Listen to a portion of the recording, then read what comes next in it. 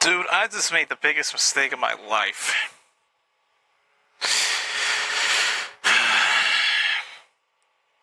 So, I thought I was streaming this game on time, and as it turns out, it was streaming to my other channel, Sleepy Time Studios, and not my main JC channel. So as a result of that, the subscribers to that channel just ended up getting the surprise of a lifetime.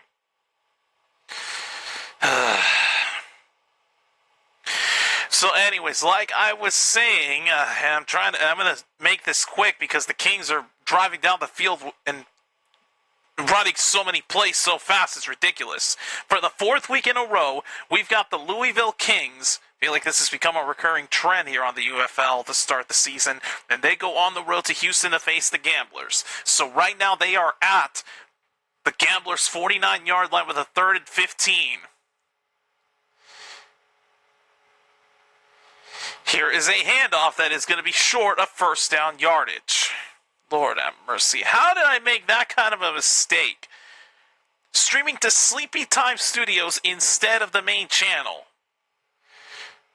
I was wondering why it was peculiar that I didn't get a notification on my other channel. Now I know why.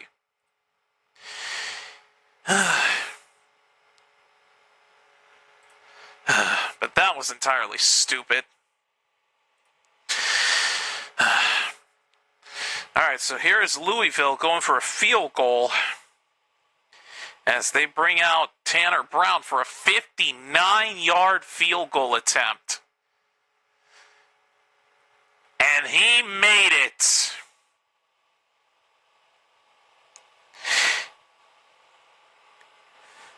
Had James Robinson, number 30,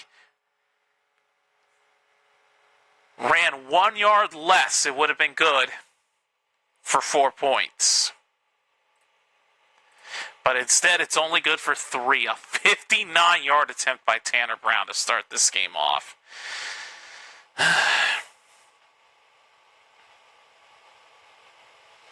No, I'm not going to restart my phone to speed it up. The heck you mean?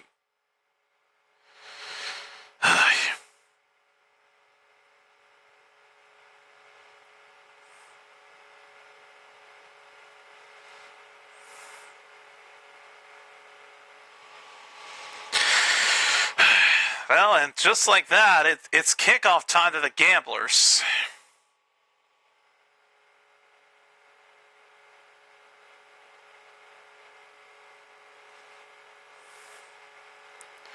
You know what? I'm going to find a way to switch it to my NFL Network app because I do not want to deal with this lag on my stream and the fact that the overlay keeps blinking every few seconds rather than every few minutes. Here's the return by the Gamblers. Down to the 30-yard line. Yeesh. Alright, so it is Nolan Henderson at quarterback for the Gamblers. So let's go ahead and get into their opening drive.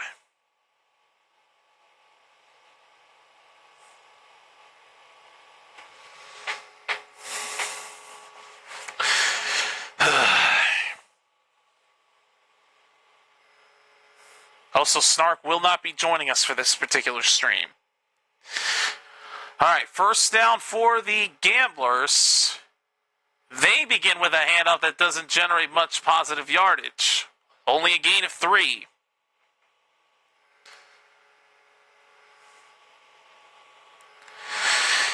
And that'll now bring up a second down. I would switch to my TV's NFL Network app, but they haven't gone to a break yet. I would have thought they would have after the field goal earlier, but no, they go right to the kickoff and right to the Houston drive. Ugh. 2nd and 8 from the 31. Henderson. Pump faking, running, and down to the 32-yard line, 33-yard line. A gain of only 2 brings up 3rd down. Oh, this lag's obnoxious.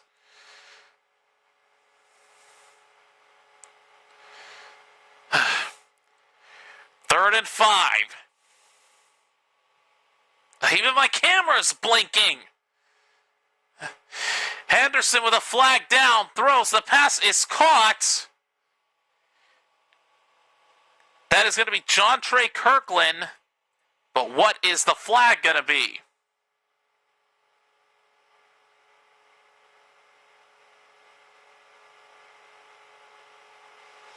Oh, it was a jump by the Kings, so this should stand.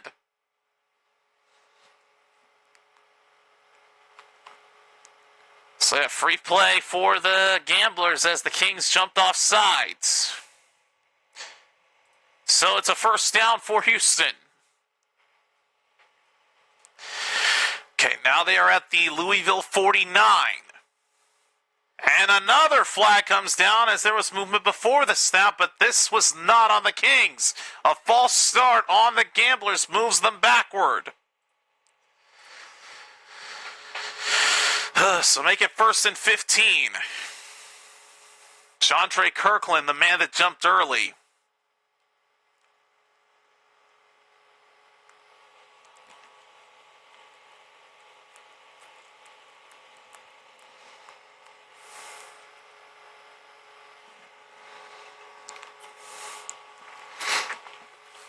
Here's Henderson on first down. Pass is going to be caught. That is a tight end, Armani Rogers. But I don't think he picked up much yards.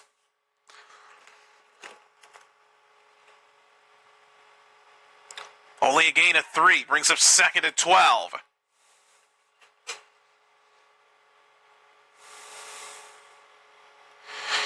Give on the left side. Room to run.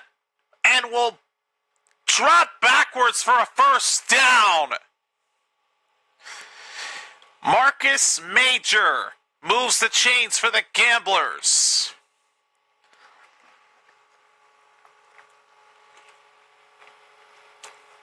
Back step towards the first down and picked it up and then some.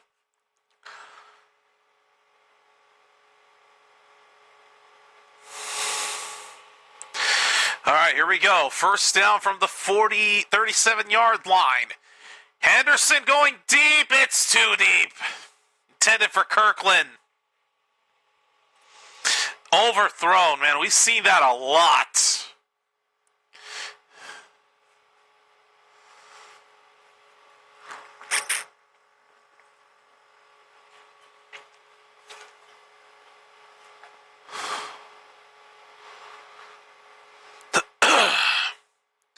Second down and 10 from the 37 of the Kings.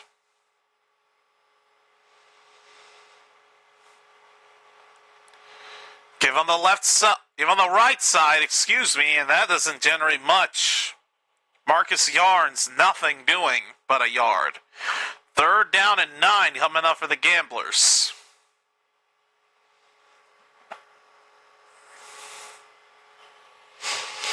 Oh, that flickering has got to stop, dude. I've got to get rid of this NFL Network stream on my computer and switch to the TV app. Third and 9. Henderson fakes the handoff. He will try to run for it and not pick it up.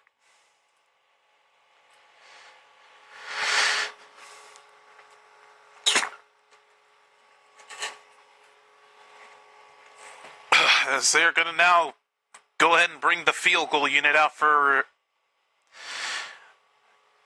a chance for them to tie up the game. Ooh, the way Henderson landed, he might be a little hurt.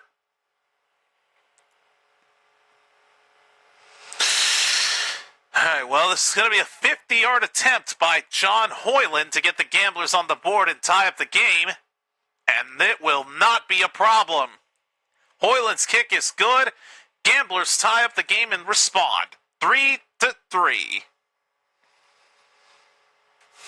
Okay, now are we going to go on a break?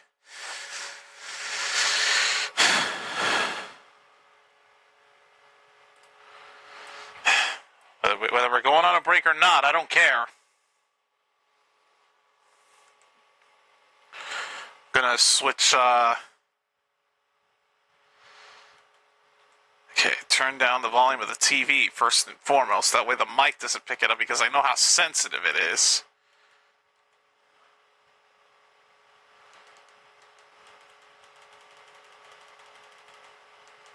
What? I don't have it? Oh, no. Okay, either way, they're going on a break, but I have to find this NFL app. Ugh. There it is. Lord have mercy. Okay. Right now they're on a commercial, so I'm not missing much. Eesh, but this lag has got to stop. This is getting out of hand very fast.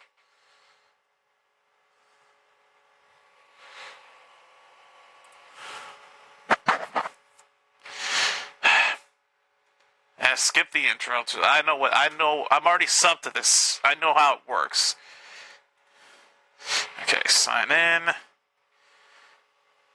That's got the longest. Oh my god.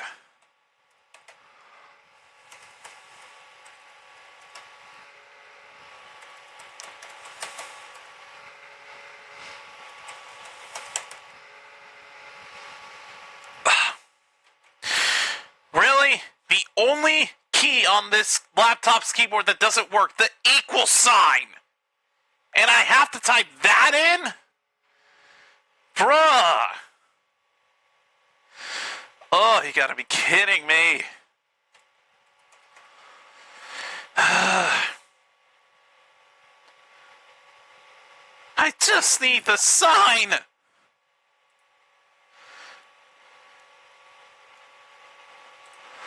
Oh my god, could you be any slower, for the love of God?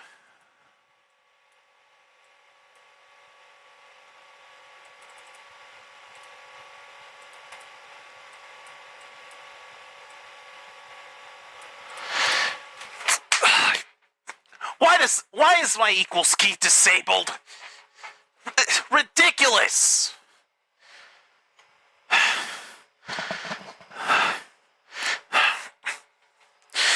Oh my god. The Kings are probably starting their next drive, and I'm not paying attention because I'm trying to sign into the stupid NFL Network app. Seriously, why is this first game on NFL Network? I do not understand.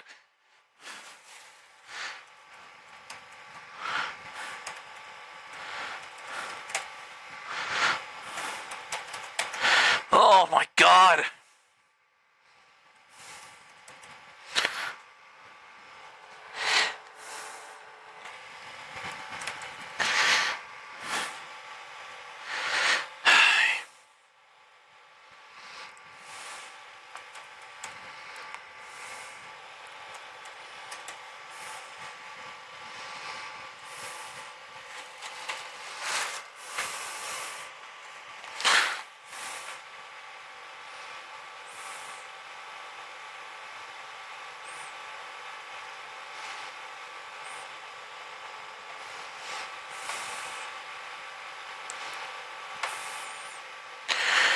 No, I don't want to use my login method on this laptop to log in. I have my password saved.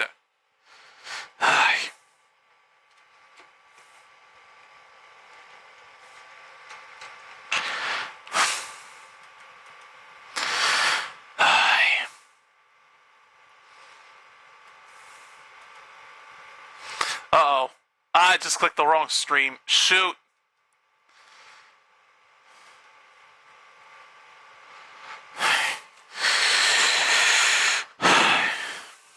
Okay, there. Now I can freaking get rid of this. Alright. So here we go. After all of that shiitake, it's a first down for the Kings.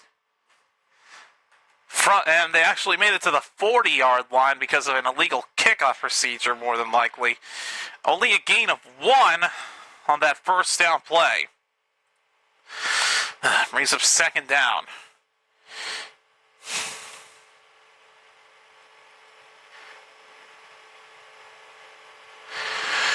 Alright, 2nd and 9 from the 41 for the Kings.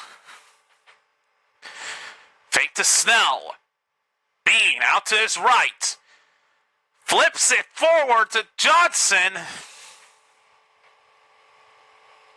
Or, excuse me, Davidson. But he still doesn't pick up much. Third down coming up for the Kings.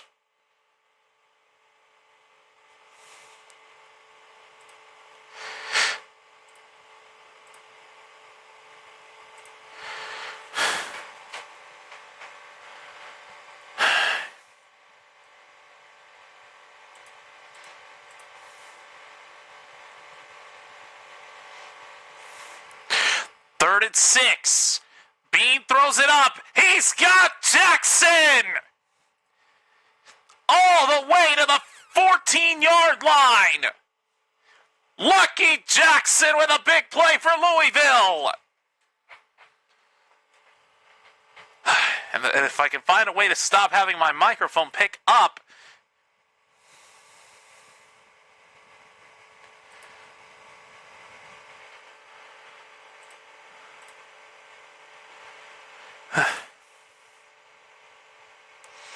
Seriously, stop picking up my cooling unit, man.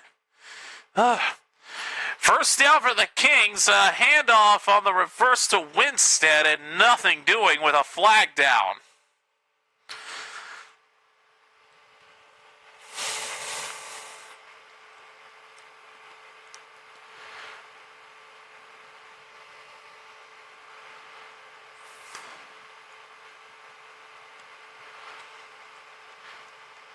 Why did the official hold up 3 fingers like it's third down? That is first down. The heck you mean?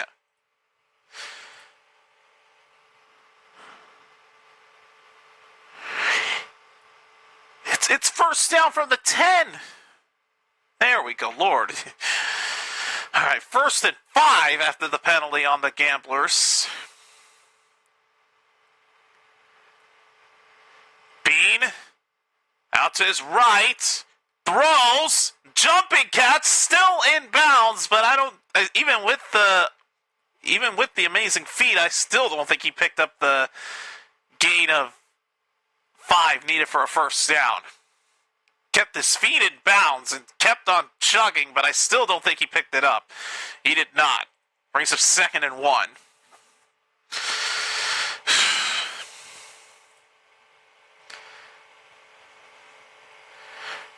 Do I have to turn down vocal clarity or something? Bean on 2nd and 1. Pressure coming. He will run and get just enough, I believe, for the first down.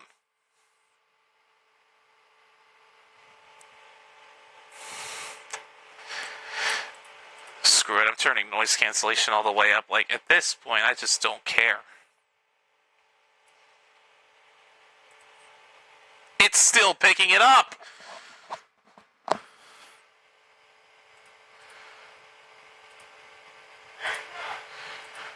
It used to be sound car. There we go.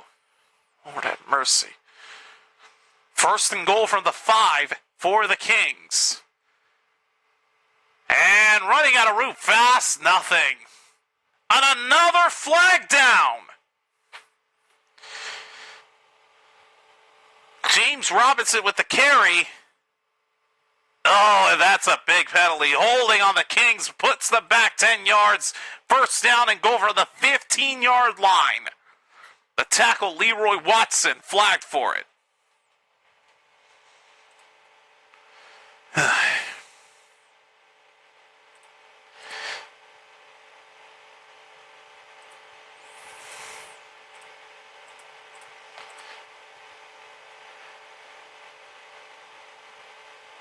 How is that picking up everything?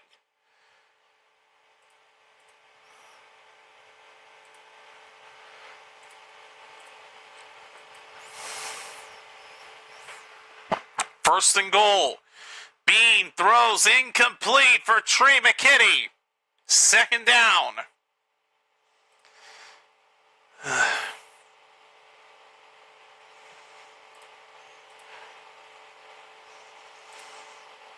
I don't understand. I've got noise cancellation all the way up.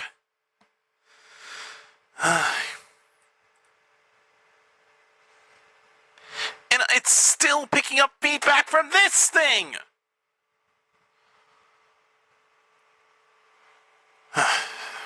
Second and goal, Bean, end zone, incomplete, all kinds of contact on McKinney. They're going to throw a flag. That is pass interference if I've ever seen it, which I have. Oh, and not only that, Trey McKitty is hurt. Trey McKitty is hurt. Eli Walker of the Gamblers called for the pass interference.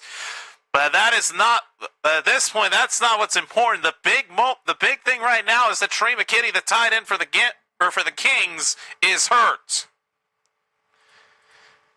It'll be a first and goal at the 1 yard line for the Kings because the foul was in the end zone.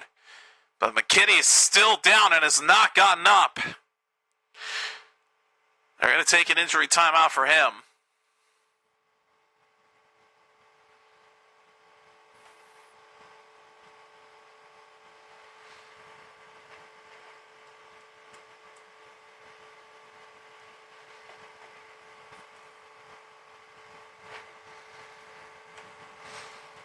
Like, it is loud.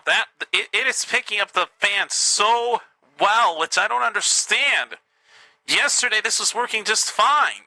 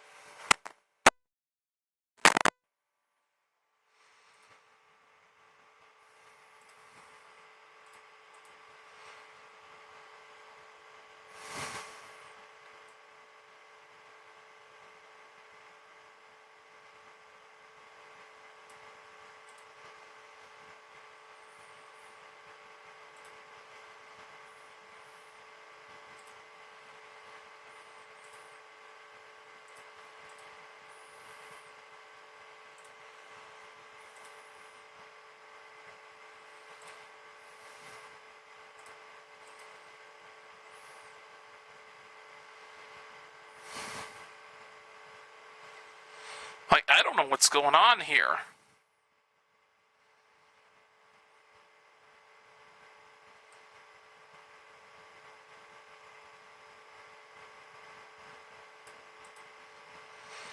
Turning down the overall volume doesn't make a difference.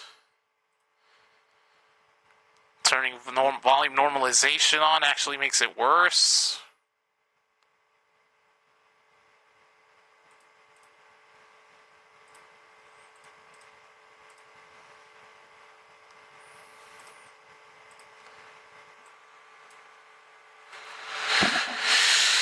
And now on top of that, I'm getting an error code. Sorry, something has gone wrong with the video.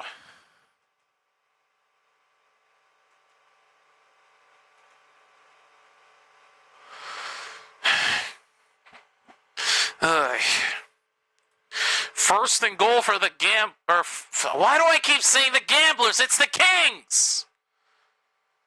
Oh my God, things are going so wrong right now that even my mind is all kinds of messed up. First down, handoff to Benny Snell. Does not get the touchdown. He's denied.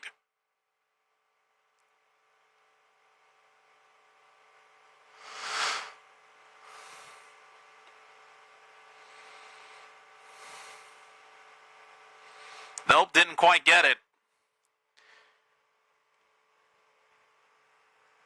2nd and goal. Snell will try again and yet again get denied. Yeesh, 2 straight handoffs and it does not work. The Kings are just one of 2 teams in the league without a rushing touchdown this season.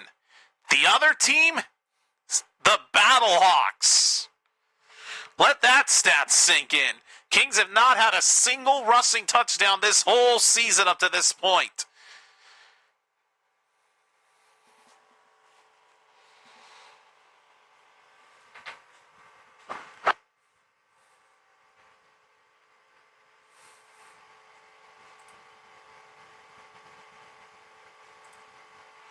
All right, 3rd down and goal, and now a timeout taken by the Kings.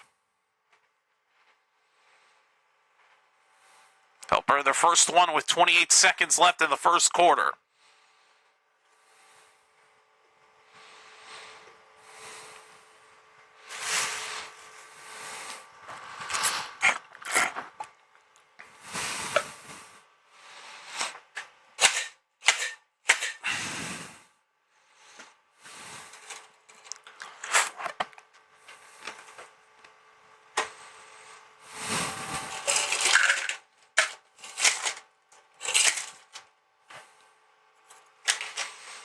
Some leftover ice shavings from last night's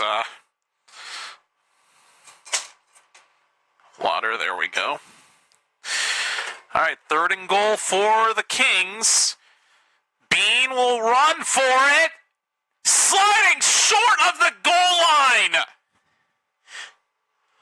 What was Bean thinking?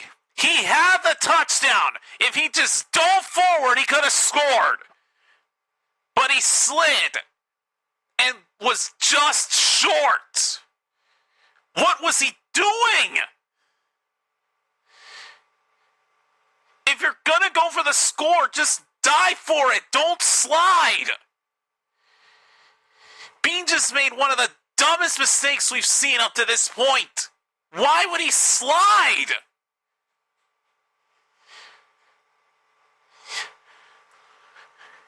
This dude is so dumb. What possessed this man to slide?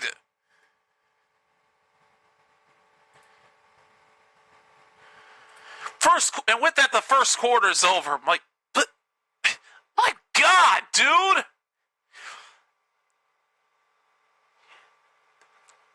This dude literally almost, well, no, he did pull a Cam Newton. Back in Super Bowl 50, when there was a fumble on the play, Cam Newton could have very well dove into the pile and recovered it. In this case, Bean had a similar circumstance where he could have dove forward to get the result he wanted, but instead slid and avoided it. Like, I'm sorry, but it's because of dumb mistakes like this that the Kings have not won a single game this season. And yet here I am covering every single one of these games that they've done up to this point. We did the Week 1 game in the opener when they hosted the Stallions. 2 weeks ago where they had, oh God, I want to say it was the Storm the first time at Orlando, and then last week against Orlando at Louisville at home. Now here we are again as they are on the road to face the Gamblers, and we still are seeing the horrible mistakes that they keep making.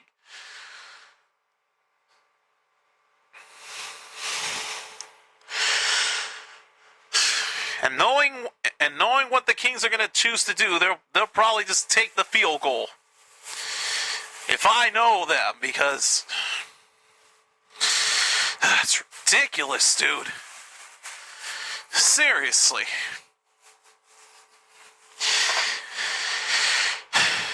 What was the point of running if all you were going to do was accomplish what could be the shortest field goal of your kicker's lifetime? Seriously.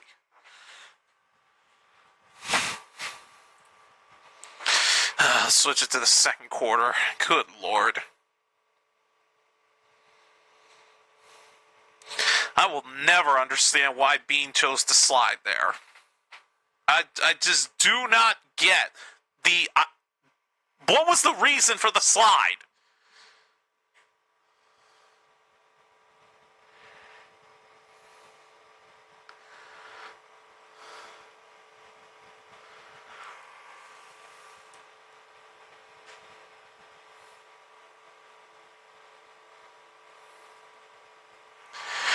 Like, looking at the replay again, the angle was there. It was perfect. All you have to do is just go in with your shoulder and try to truck the man. But no! You decide to just be a wimp and slide. Kings are going for it. 4th and goal. They hand off. And he's in. Touchdown, Kings. Gamblers think they've got a fumble score. They picked. I can't speak.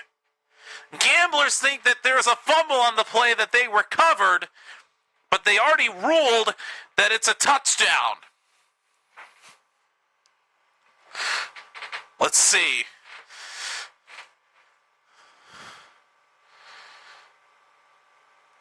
Oh yeah, he still had it. He broke the plane easily.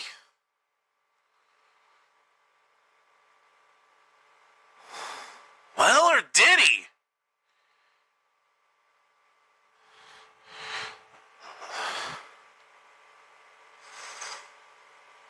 See, that angle isn't perfect enough because there's 2 players blocking the area of the football.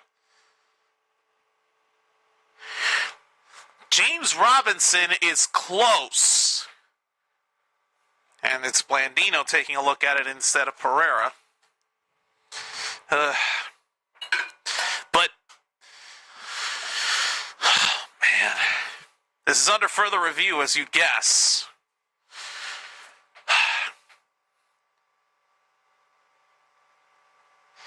Robinson tries to reach for it, but if that white line nearest to him is the end zone, then he more than likely broke it before that ball came out. Oh, this is going to be close. I don't know how this is going to go. I could see this going either way based on those 2 replay angles that were provided.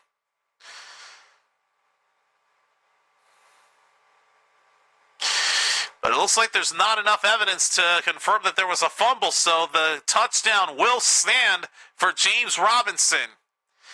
Extra point is good.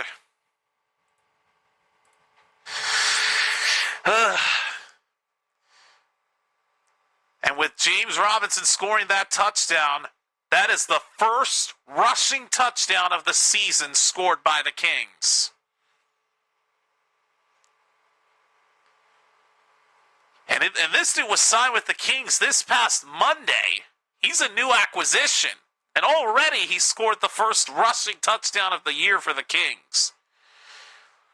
That's got to be a special one, man.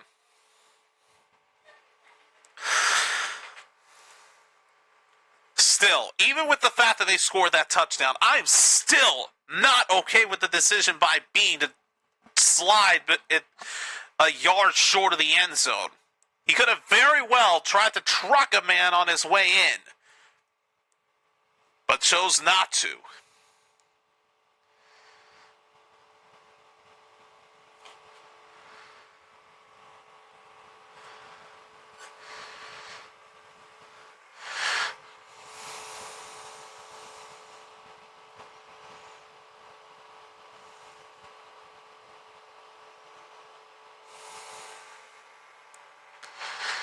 All right, here is the kickoff to the Gamblers after all of that. Here's the return. And cannot quite get to the 25 as Kirkland gets brought down to the 24. So, the week 4 slate. We're going to have one more live stream tomorrow. But it will feature my Renegades facing off against the Columbus Aviators. After that, we'll not be able to do either of the Saturday games between St. Louis and D.C. or Orlando and Birmingham, because the first game is at 11:30 a.m. my time and the second game is at 3 p.m. my time. And during those two times of the day, I'm actually working. So that's a no-go. So yeah, this stream and tomorrow are the only ones you're going to be seeing from me.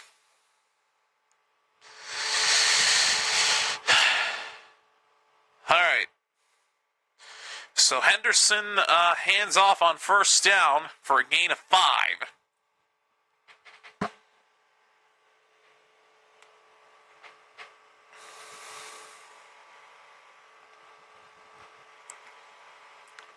Alright, second down and 5 for the Gamblers from their own 30. Henderson throws this right. Receiver falls down as he throws it away. Pass intended for Justin Hall, who was looking for a PI flag and does not get it. It's 3rd and 5.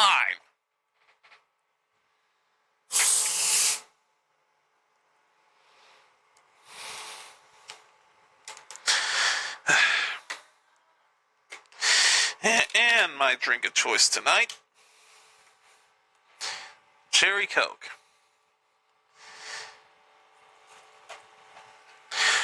3rd and 5. Henderson under pressure gets hit. Ball is out. The ball is live. Kings think they have it, but they rule him down for a sack, and it's 4th down. So the Kings don't get the football back on a turnover, but they get the sack to prevent Houston from going any further, forcing them to go 3 and out and punting it away.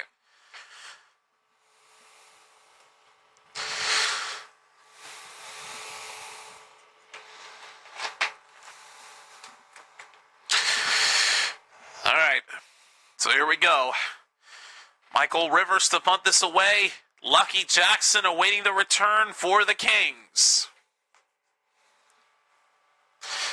Punt nearly gets blocked. A high punt. Jackson from the 31 on the return down to the 36. Gets pulled down from behind and goes no further than a 5-yard return. And the Kings will go back to work in just a moment. Gets a little bit of a breather.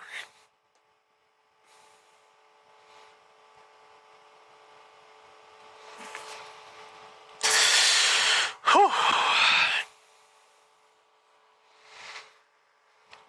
Yeah, dude, let's just say at the end of the first quarter, there was a stupid decision that Jason Bean made for the Kings before the touchdown was scored to start off the second. Let's just say Bean might have pulled a Cam Newton from Super Bowl 50.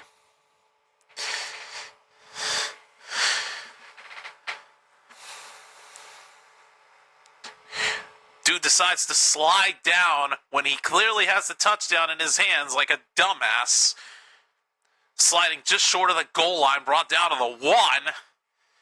I mean, they would go on to score to start the second quarter, but it doesn't excuse the fact that Jason Bean is dumb. Literally dumb. Like, he has to be a special kind of paranoid to just dive short of the end zone like that. He just laid the shoulder on the defender that was trying to tackle him. That could have been the touchdown. But instead, he just slid like a wimp. I don't care that they got the touchdown after the fact. Just the fact that Bean made that kind of a dumb mistake is inexcusable enough on its own.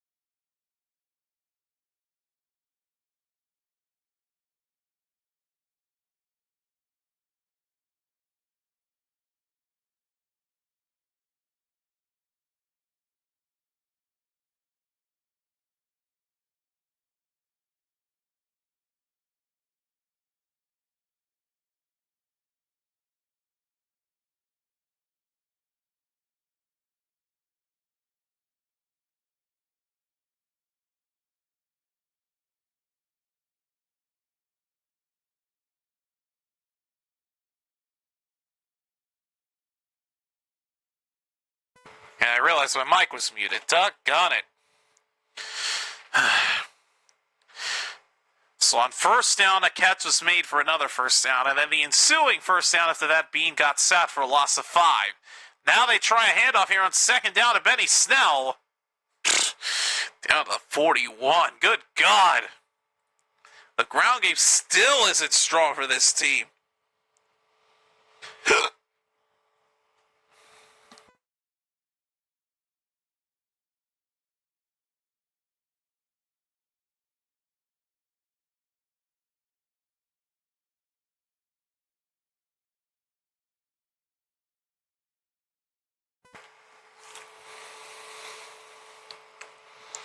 All right, 3rd and 13. Bean throws to his left. Bobbled, but is it caught by Patton? It is. And by Patton, I meant Peyton. Holy cow, what a snag. Off of a deflection. Javonte Payton never touches the ground. It is a catch. It's a first down for Louisville. What a grab that was. Off a bobble. Oh, boy. Now they're at the Houston 43. Bean keeps it. And rather than sliding early, this time he just lets himself get tackled at the 41.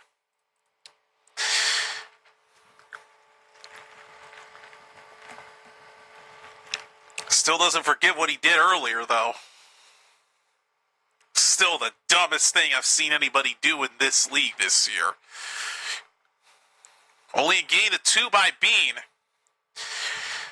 Dude, why is there still flickering going on? I don't understand. 2nd and 8. Bean over the middle, caught again for the first down. This time it's Isaiah Winstead. Another chain mover for Louisville.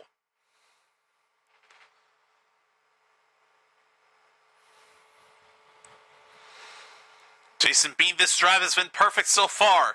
3 completions for 43 yards and 3 first downs. But he wants to try to keep it going.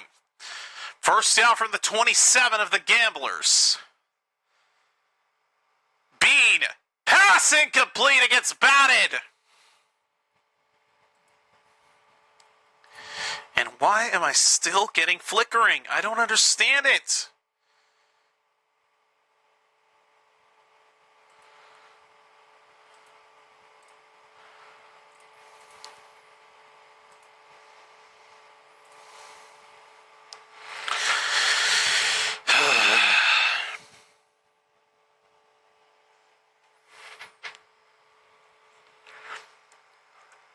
Second down and 10. Bean throws it up, incomplete for Davidson. Just barely overthrown. This time it wasn't anything severely overthrown like previous attempts. This time it was just out of Davidson's reach. It was actually catchable on his end.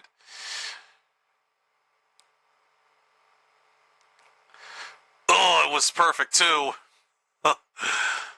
Wow. Yeah, the throw was actually perfect.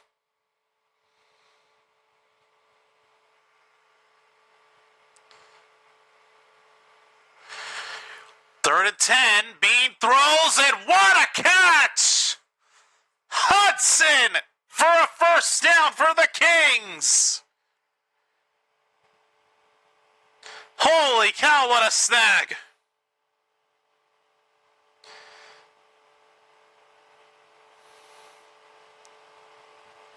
Tyler Hudson, jumping catch made. And just like that, it's 1st and goal for the Kings as Hudson makes a 22-yard reception. They are now at the 5. Give to Snell. Only gets 2. Hard fought 2 yards at that.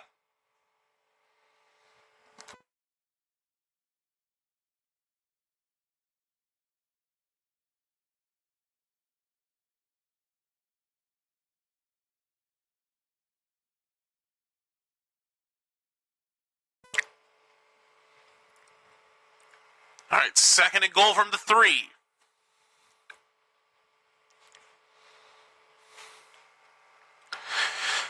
Bean throws it up. Incomplete!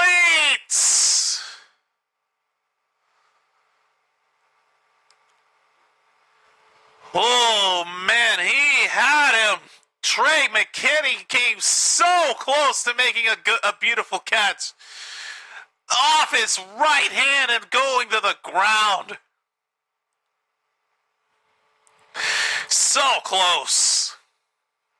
The throw was perfect, but McKinney just could not haul that in. It's now 3rd and goal from the 3-yard line.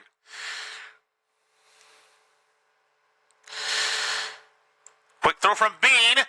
Caught by Davidson and dropped on the ground again. Boy, 2 straight drops, and it's 4th and goal. Yikes. I'll admit, those plays were actually good. It just... Receivers just couldn't make the catches. Well, it's 4th and goal. Now you got to wonder what they choose to do here. It's like they're going to go for a field goal from 21 yards out as Tanner Brown lines up. And the kick, easy for him. As the Kings now take a 10-point lead, it's a 2-score game.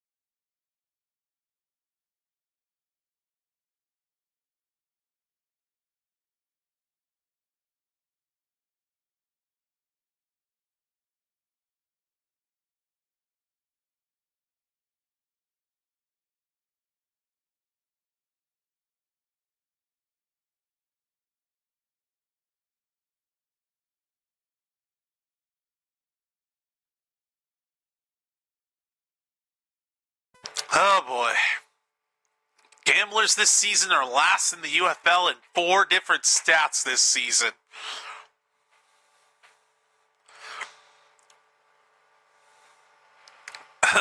If that doesn't explain the meaning of Houston, we have a problem. I don't know what does. outscored 71-21 in the first half this season, and they have not scored a touchdown at all. At least in the first half. Crazy to think that a couple weeks ago we ended up witnessing the game of a life. Well, was it a couple weeks ago or was it last week? Oh, it was actually last week. What am I saying? No, it was 2 weeks ago. That's right, because I only did one stream that week. All right, here's the return by the Gamblers. And Kirkland will take it down to the 28. Quarterback carousel this season. Week 1, Henderson started, and then Deckers took over. Week 2, Deckers started, then Henderson led a comeback. Week 3, Talia Tagovailoa started, and then tonight, Nolan Henderson starting again, back from his injury. Crazy to think that Houston's already been on all 3 of their quarterbacks this year.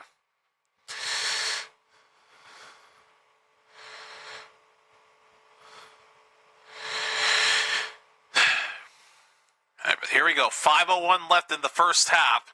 First down for the Gamblers from the 29. Handoff up the middle. Gain of about 4. Race of second down.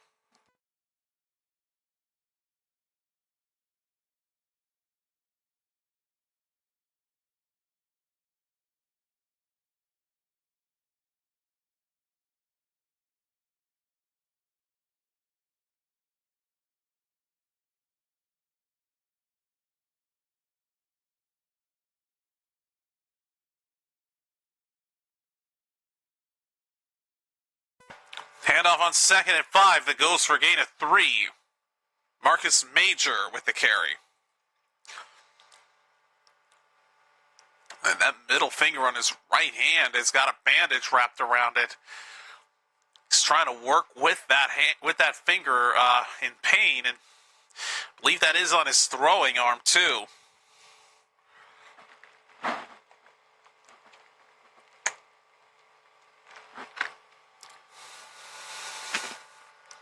Third and 2. Handoff. No. Denied and will not pick it up.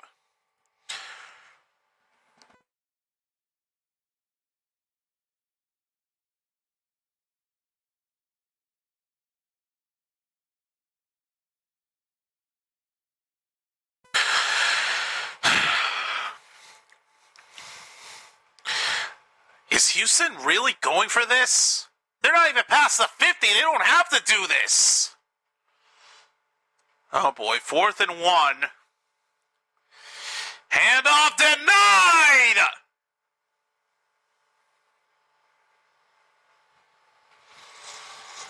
Not even close, dude. Wow. It was a 4th and doable, so I understand going for it there, but deep in your own territory, no. Not worth that kind of a risk. If at the very least you should have at least tried to throw. You more than likely were better off trying a pass instead of just trying to run it. Oh man, but it's a turnover on downs as the Kings will take over from that spot.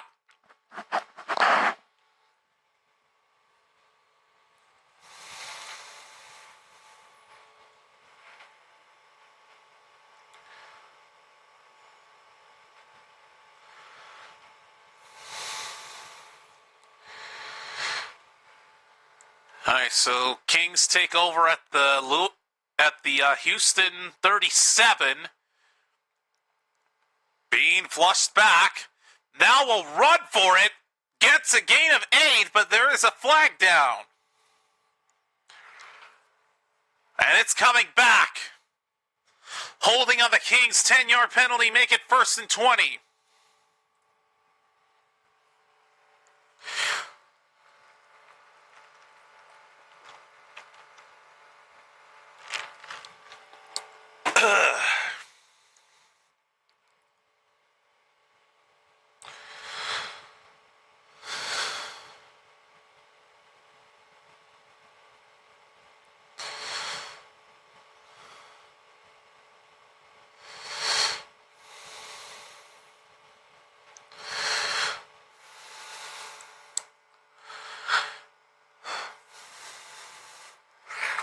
while Rashard Lawrence is on his way to the sideline for the Gamblers, defensive end. Currently about to be evaluated here. All right, so Louisville has a 1st and 20 from the 47. Bean batted down. Throw gets batted immediately at the line, and it goes to the ground for an incomplete pass. Keon Bars with the breakup.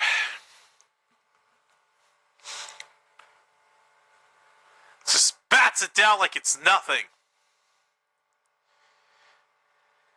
Get that out of here.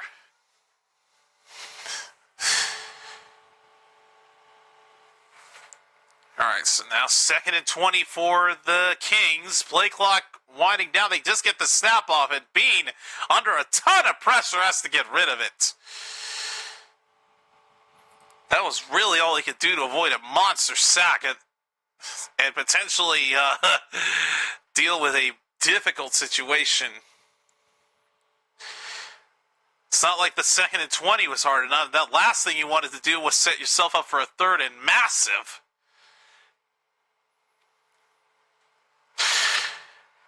But we are now at the 2-minute warning. Just 2 minutes remain in this first half.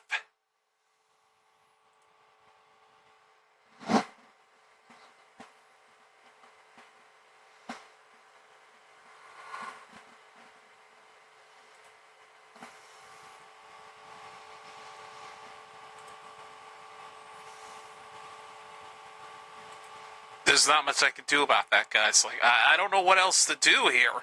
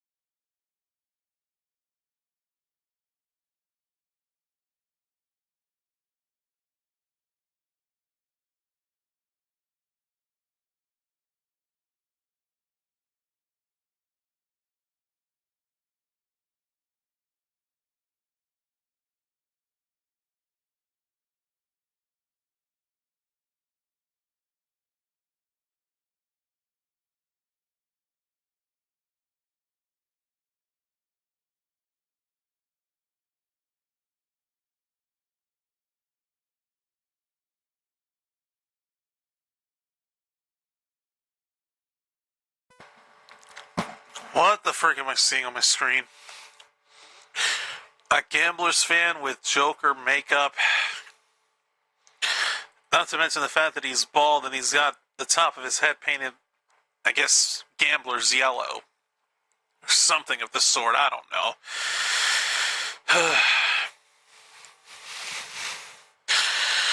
Alright, here we go. Coming out of the 2-minute warning. 3rd and 20 for the Kings. They're at the Gamblers 47.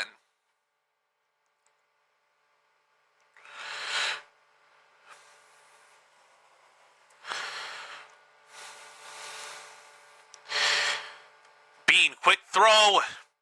It is going to be caught by Payton, trying to make all kinds of efforts, but cannot get the first down at all. But like it or not, they have to go for it. Because remember, in the UFL, if you're past the 50-yard line at any point, you've got to go for it or just take the field goal. Kings got 10 on that third down play, so it's a 4th and 10, which is doable. But it's going to be tough,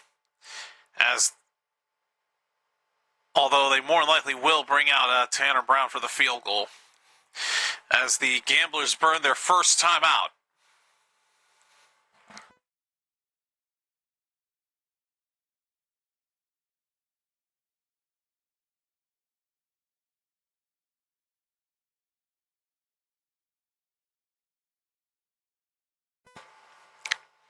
Browns made from 59 and 21 tonight. This one a 55-yard attempt. 55-yard attempt to give the Kings a 13-point lead.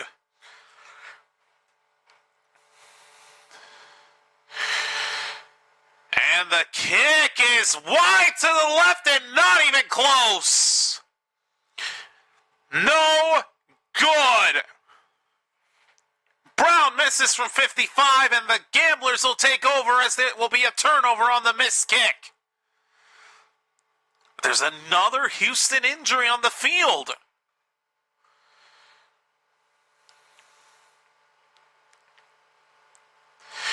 It is number 1, Annette, who is on one day. Actually, 2 Gamblers players. I don't even see the guy next to him down.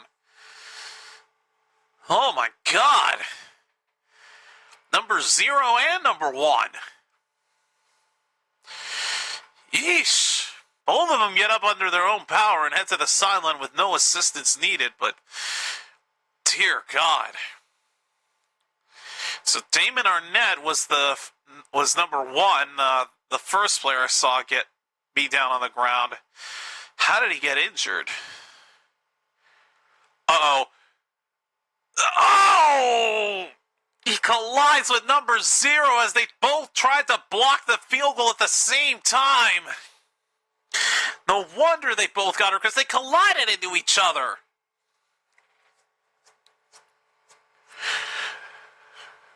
First down from the 45 for the Gamblers. Pass is caught from Henderson. And spin moving for a first down at the 37.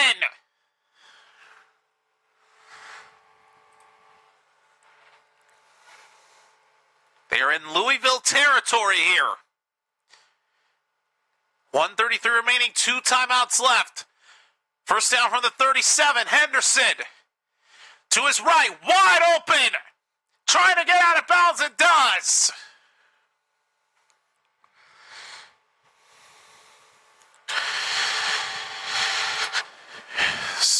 Keep in mind, the Gamblers do get the ball to start the second half. It's a gain of 4 by the Gamblers, 2nd and 6. From the 33.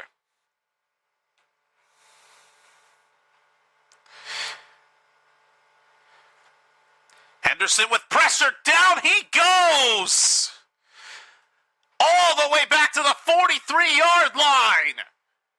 And it's 3rd down. So I believe the Gamblers now have no other choice but to burn their second timeout. Boy, he just could not handle that pressure from the Kings defense.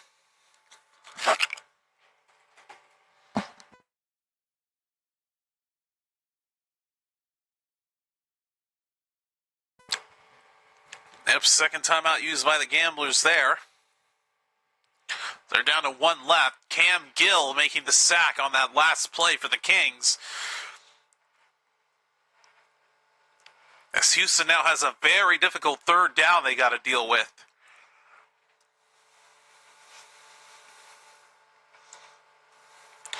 It's a 3rd and 14.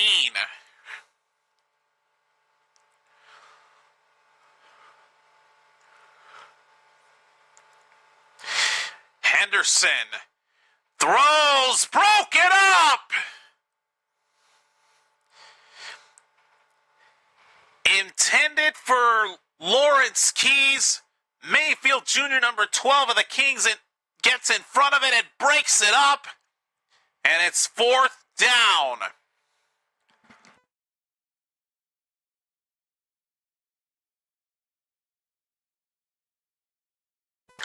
They either go for it or kick the field goal here. And they're going for the field goal. As John Hoyland will have yet another 59, or this might be his first 59-yard attempt. The kick, though, is good. As Houston cuts their deficit down to one score, 13-6 with 1:07 left in the half. Oh, he could have made it from over 60.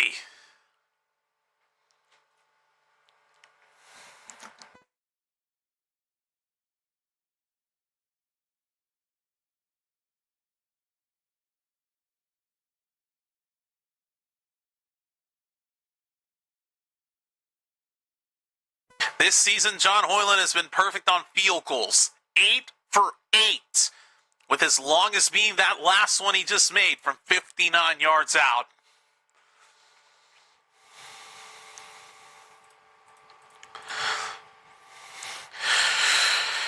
All right. So here we go. As the Gamblers will now kick this away to Louisville with 1:07 left, and the Kings will have 2 timeouts. Should mention coming into this game, the Kings are winless, 0-3 after falling just short to the Orlando Storm in overtime. Meanwhile, the Gamblers are 1-2, as I believe they fell to the Battlehawks, I want to say. I don't even remember who they faced last week. Either way, though, the fact of the matter is they ended up losing. Also, I'm pretty sure I just saw a Houston player down, and yeah, that's what I thought. He's on his way to the sideline under his own power. That is Eli Walker, the safety. Was a member of the Memphis Showboats last year. Now transitioned over to Houston.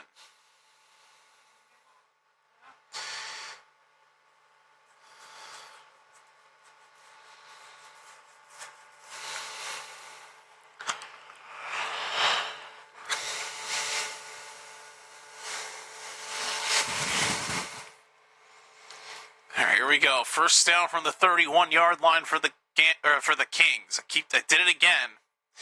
Bean throws to his right, caught by Snell, only a gain of 2.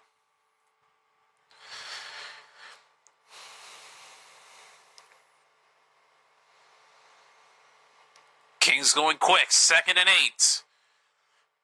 Bean with time, gets out of pressure, escapes another sack attempt, directing traffic wide open. Believe that is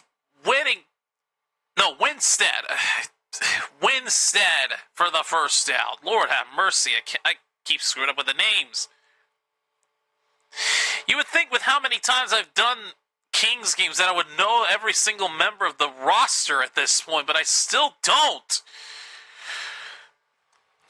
Kings were in their 2nd time out after picking up that first down. Golly, man. I mean, again, you would think I would know the members of each of this. Yeah. You would think I would know English at this point. Ugh. Here I am. I've done every single Kings game up to this point, and you would think I would know the names of every single one of the players, but I still don't for some reason, because I keep thinking that Winstead is Whittington. I don't know how I get those 2 names confused, but I somehow do.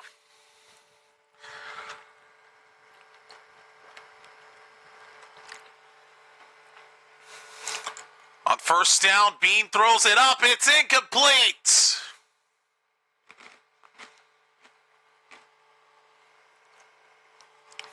Pass gets broken up, brings up second down. 26 seconds left in the half.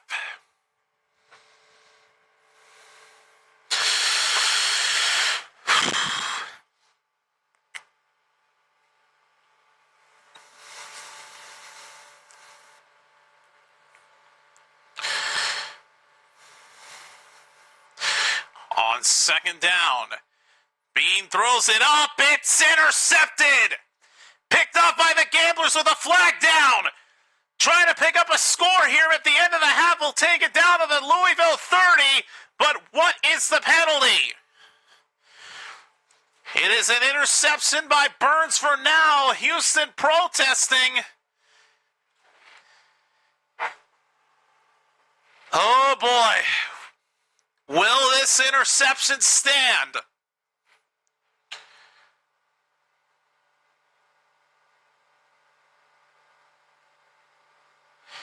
It will not. B.J. Mays of the Gamblers is flagged for pass interference. It's a first down for Louisville.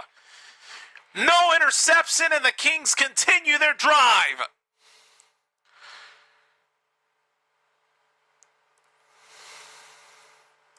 Has his arm on Winstead as he tries to break up the pass, completely missing it.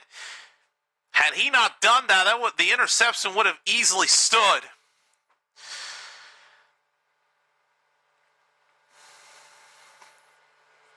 And the ball is placed at the spot of the foul, which is the 40-yard line of the Gamblers. 13 seconds left. Kings have one timeout. Bean's pass, I think that got broken up at the line again. It did. Doesn't even go anywhere.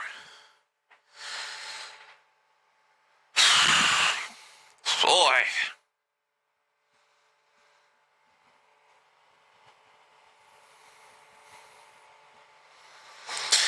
Just can't seem to catch a break here at this point.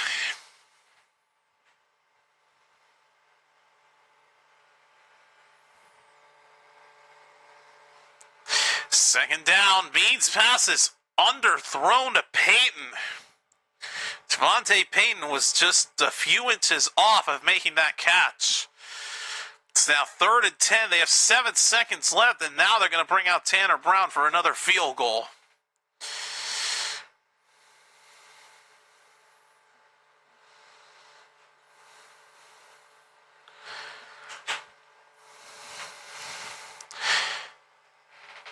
Up until that last miss, Tanner Brown was actually perfect on the season as well, just like Hoyland.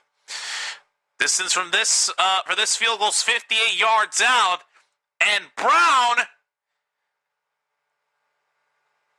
would have gotten some redemption, but the Gamblers tried to ice Tanner Brown by using their last timeout. The kick would have been good, but prior to that snap, Houston burned the timeout. So it doesn't count, and he's got to kick it again.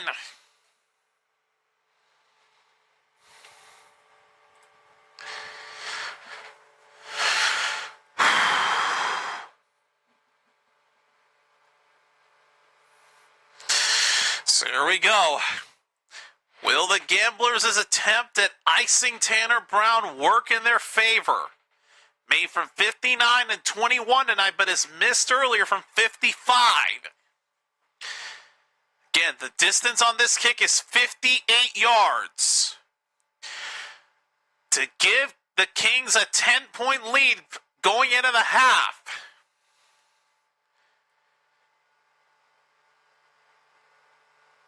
This kick is online as well. And Tanner Brown officially gets redemption as it is good. 16-6 with 1 second left. We still got to kick this off to the Gamblers, but they're probably just going to try to return it and then end the half right then and there. What?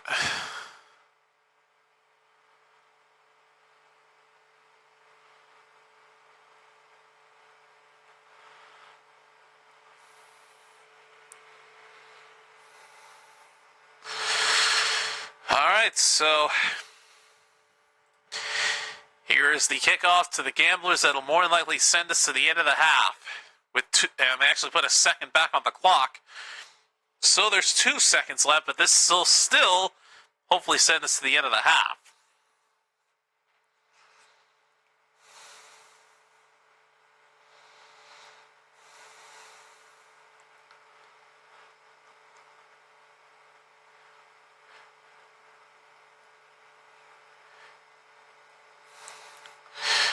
All right, here is the kickoff. Wow, okay, they just goes into the end zone for a touchback. So I guess Henderson will just take a knee and send it to the half. I don't think he wants to try anything crazy.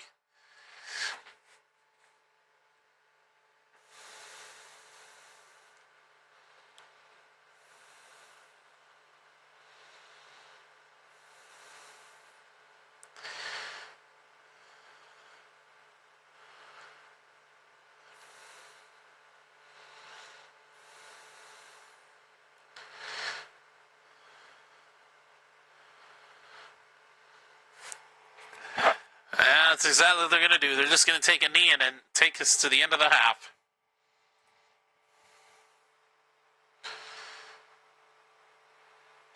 All right. So that brings us to halftime, and the Kings have a 16-6 lead, but the Gamblers will get the ball to start the second half. All right, excuse me, I've got some chips to finish up here.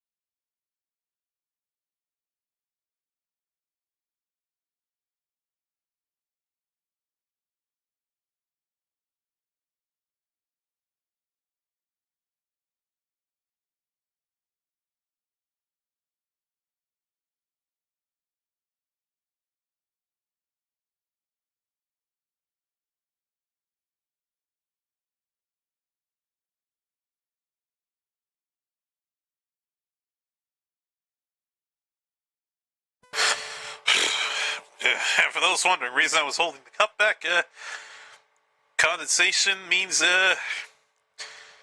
water swarming around the edges of the cup, and it's dripping water. It's actually a mess here.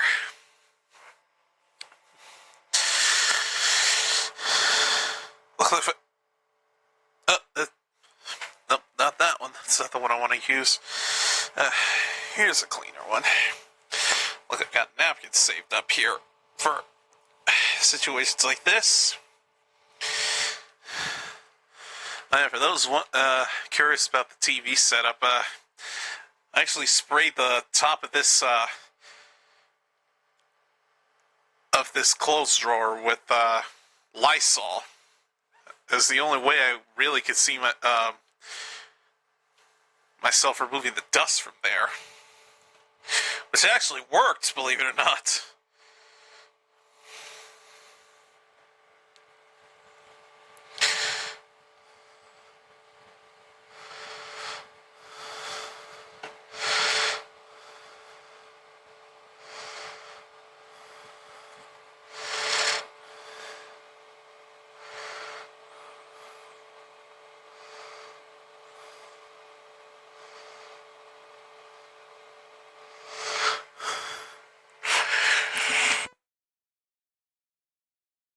Pass on my chips.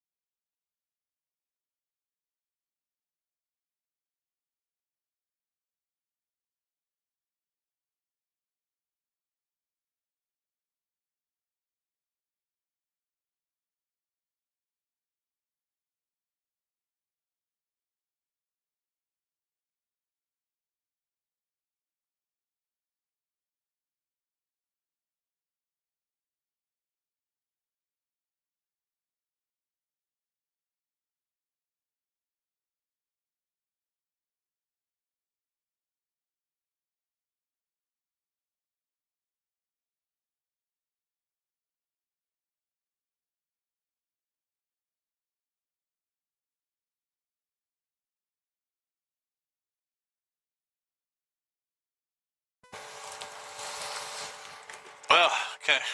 Got the rest of it there.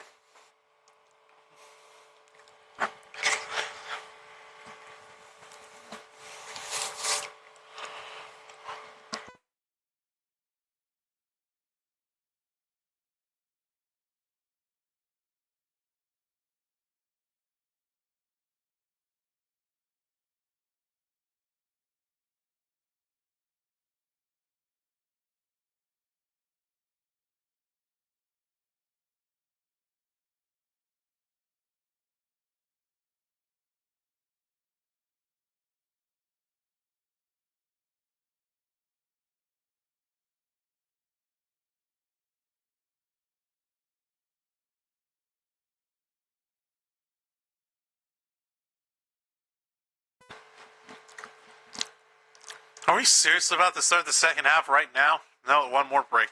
I was about to say! I wasn't going to be ready for that. I still got chips to finish up.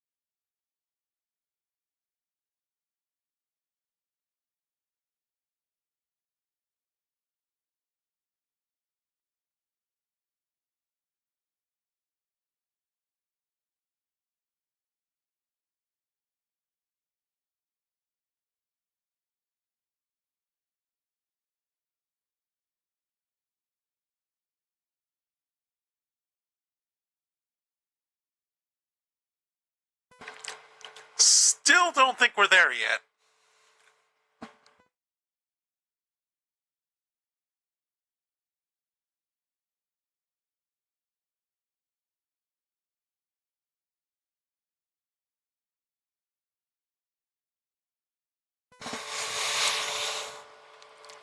You know, now I know why I prefer Dr. Pepper over any Coke flavor. Is because I'm realizing just how much burn Coca-Cola really has. Like, if you're not prepared for it, the carbon dioxide burn will hit you hard.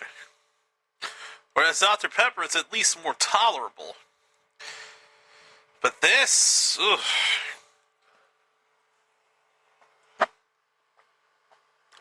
This is something else. But that burn is there. Coke does not hold back, unlike Dr. Pepper, which gives you leniency.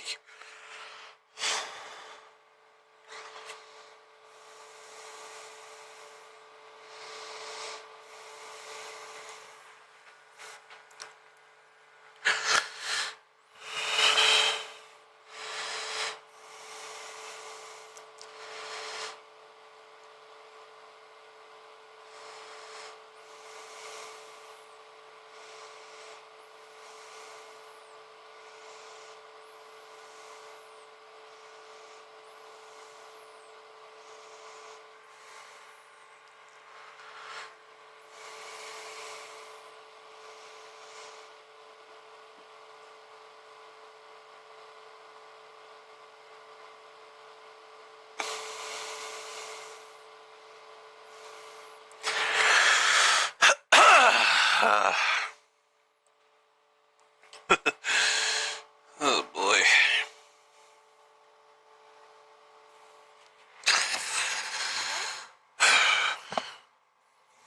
I have to get some. Oh, if they go on another commercial break, which they probably will because they're still on the halftime report, I more than likely will get some more ice and enjoy more cherry Coke.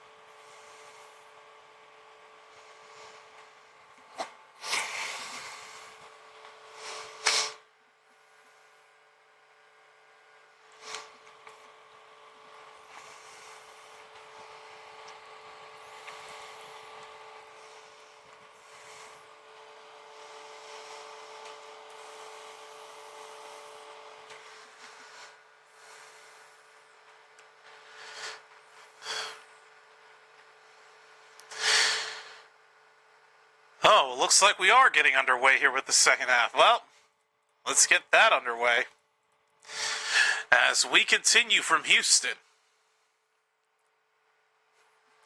Okay, there we go.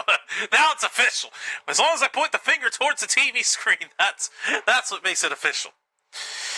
Anyway, return goes down to the 30-yard line as the Gamblers start with the football.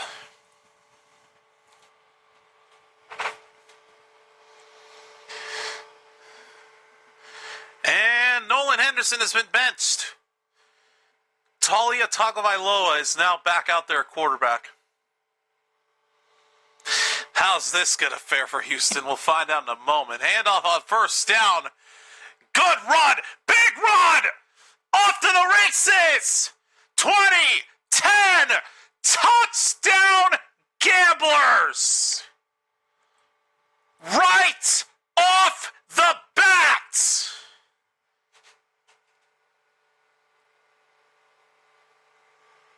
What just happened?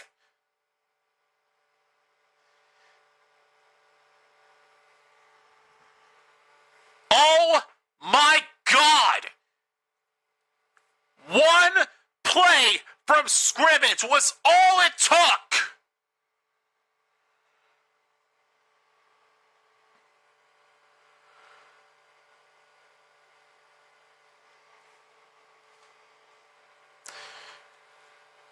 Wow. extra point, however, is no good.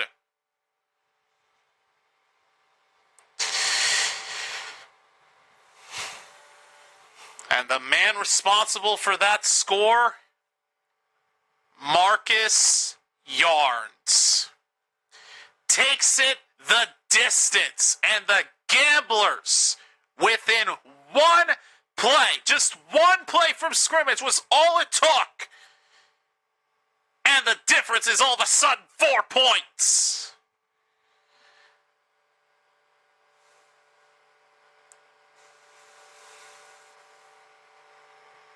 That's insane. Marcus Yarns, dude. They got the ball to start the second half, and they wasted literally no time.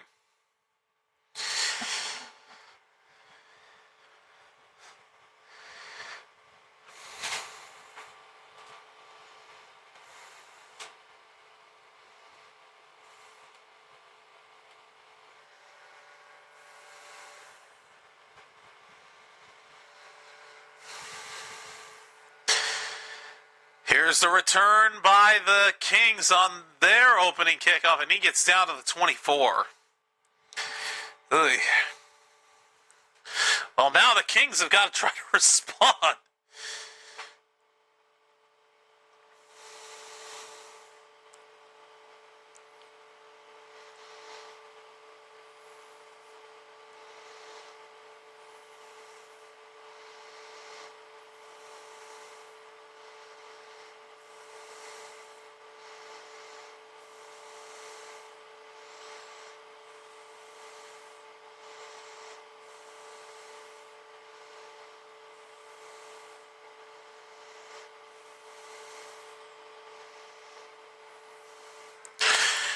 First down for the Kings, and the pass nearly gets intercepted.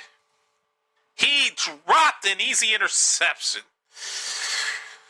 Oof. I gotta see this replay again because I caught the tail end of it. I was trying to message Stark about something. Let's see. Oh, right through his hands.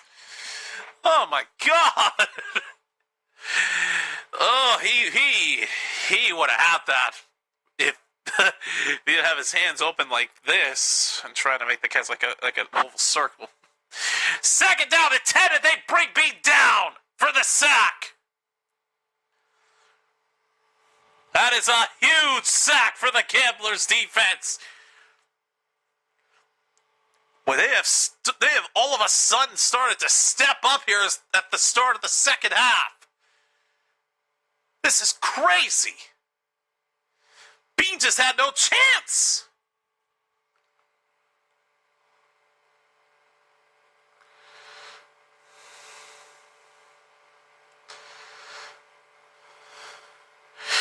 All of a sudden, it's 3rd and 21 back to the 18 or 17-yard line. Bean flushed out.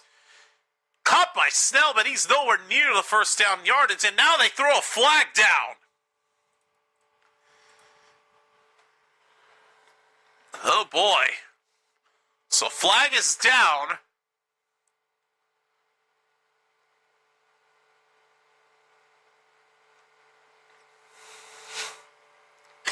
And it was an eligible man downfield on the Kings. That gets declined. It's still 4th down, and the Kings will punt.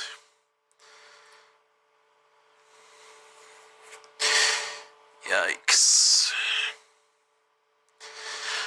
Here is the punt. It is going to go out of bounds at the 42-yard line. So that'll be where the Gamblers will take over.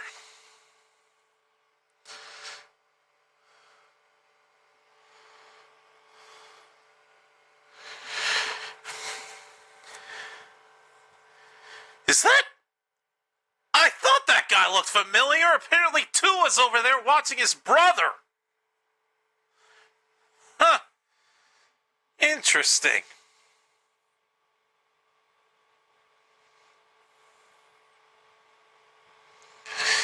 Holy cow.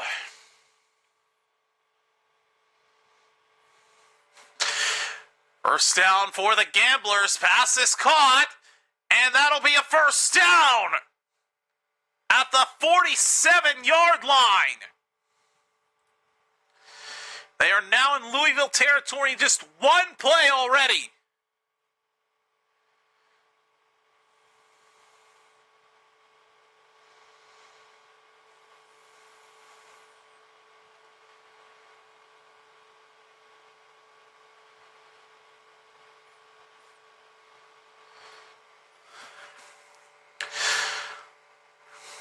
Taulia Tagovailoa is doing what he can to solidify his role as QB1 for the Gamblers after Henderson hasn't been doing much in the first half.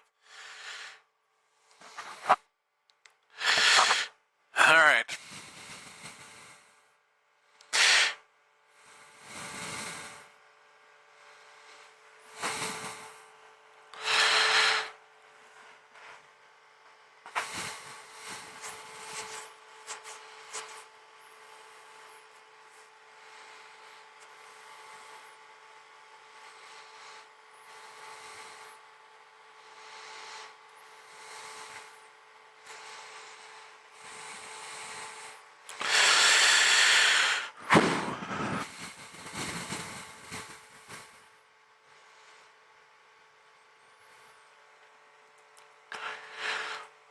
First down for the Gamblers at the Louisville 47. Handoff again. And we'll get a gain of 4.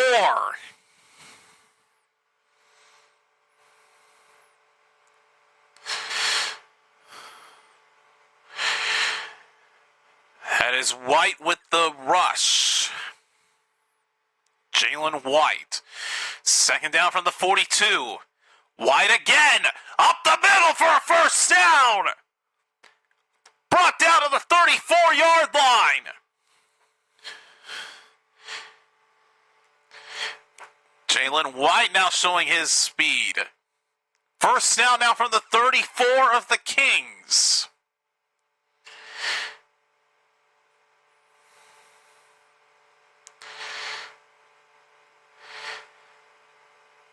Taulia fakes it. He's going to run and slides down to the 29. At least there, a slide is reasonable as opposed to the stupid slide that Bean did earlier at the end of the first quarter.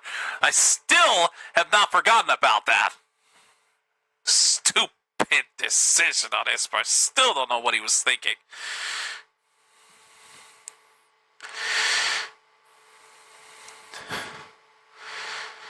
Second and 6, right up the middle, first down at the 19-yard line. Marcus Major takes it right up the middle for a first down for the Gamblers at the 19-yard line.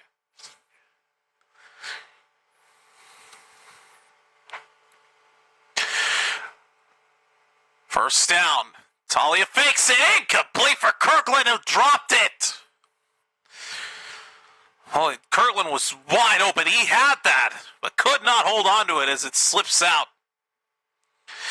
Second down coming up for the Gamblers. Looking to try to take the lead after getting the stop on Louisville earlier.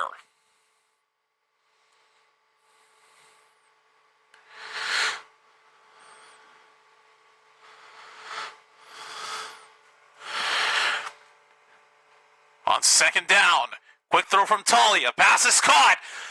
And picks up a first down inside the 10. Down to the 6-yard line, first and goal.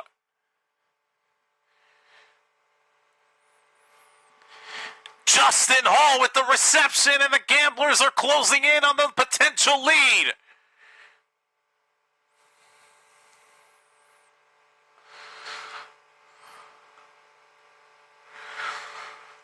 Seven plays, 52 yards.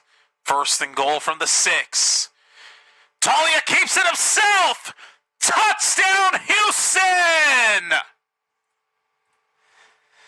Taulia Tagovailoa with a 6-yard rushing score, and the Gamblers take the lead.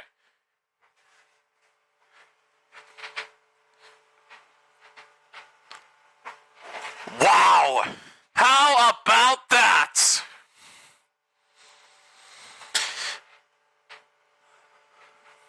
Taulia Tagovailoa's first score of the UFL is a rushing score for himself. The Kings defense just stood absolutely no chance. Now here's Hoyland for the extra point. He missed one earlier to start the half. This one, though, is online, and it's good. And all of a sudden, the Gamblers coming out of seemingly nowhere with 2 quick touchdowns on 2 straight opening drives. First, the opening drive, a 1-play from scrimmage touchdown, and then the drive after that, after stopping the Kings on defense, ends with a 6-yard rushing score by Taulia Tagovailoa.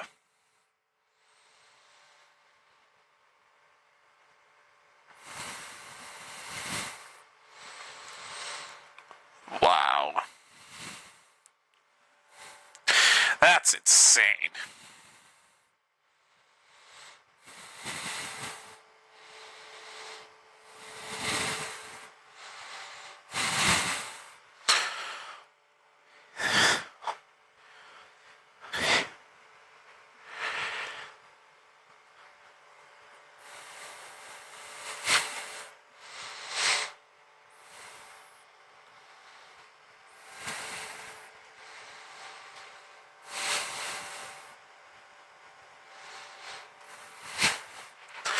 This is crazy, dude. This was not the Houston team we saw earlier in this game. When this game started, they were just scoring off of field goals. Now all of a sudden, to start the second half, they've had 2 straight touchdown drives. Holy cow! I'll be right back. I gotta get some more ice for my cherry Coke. Whew, man.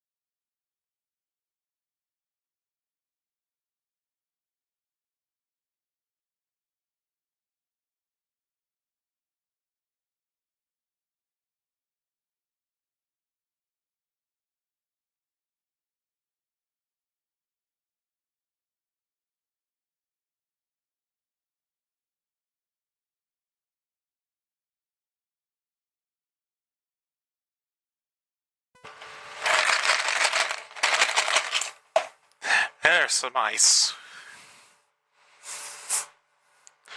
Tonight alone, Taulia Tagovailoa had 2 completions for 24 yards, 2 rushes for 10 yards, and a score.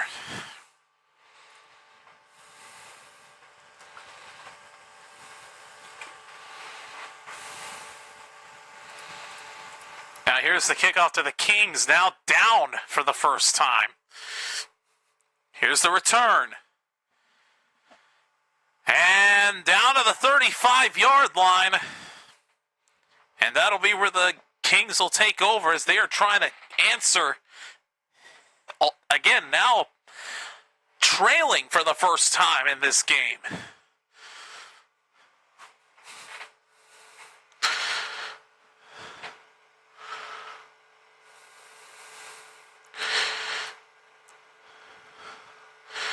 It's crazy to me. Louisville had a 16-6 lead, I believe, going into the half, and now all of a sudden, the Gamblers have had 13 unanswered points and have come back to take the lead. Here we go. First down for the Kings from their own 36. Bean to his right. Caught by Winstead down to the 40. Gain of only 4 yards.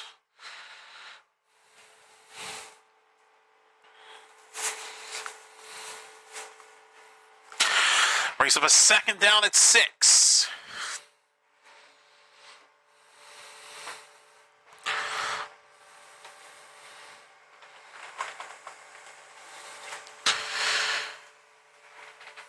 On second down, Bean over the middle, bobble, they're incomplete. 3 Houston players had a chance at an interception and neither one could haul it in. But it's an incomplete pass. It brings a 3rd and 6, and the Kings are now in big trouble.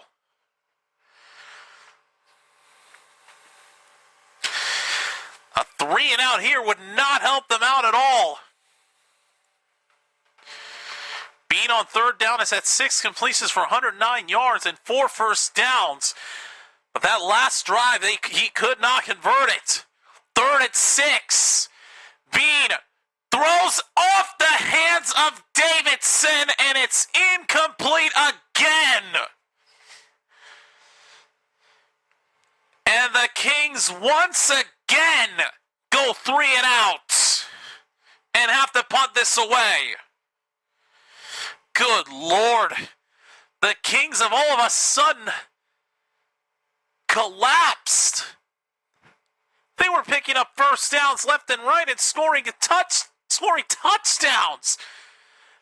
Now they can't even pick up 1 first down. Here's the return by Lawrence Keys for the Gamblers on the punt. And he gets brought down to the 22-yard line, and that'll be where they take over on offense. Wow.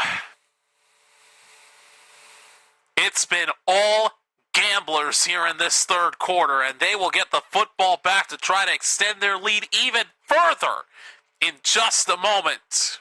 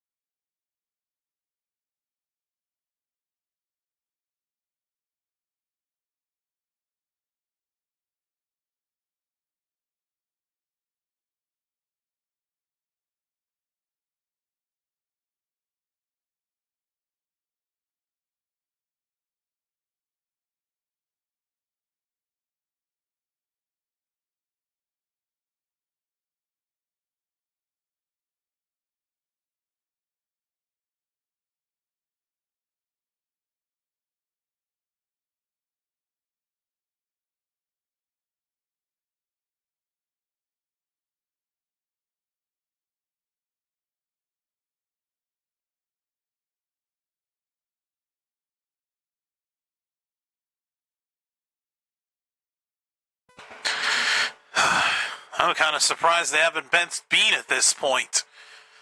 They seriously need to replace his ass with somebody else because he's not the answer right now. He started with 7 completions for 111 yards. Since then, 6 completions on 18 attempts for 47 yards. He started with just 2 incompletions. Now he's had 12 of them. His night has turned around for the worst here. First down for the 22 for the Gamblers. Handoff on the left side. First down at the 37.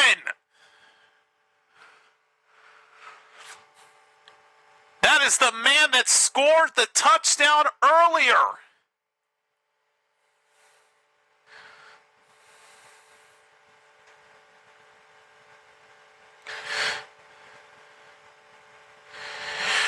Marcus Yarns picks up a first down at the 37.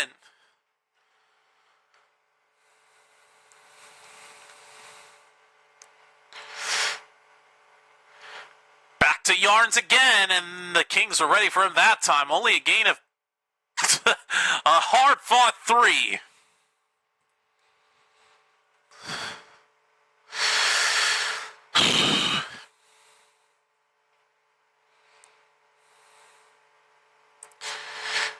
And again, the only game I'm going to be able to do, the only other game I'm going to be able to do in week 4 is tomorrow's game between the Renegades and Aviators. After that, that'll be it.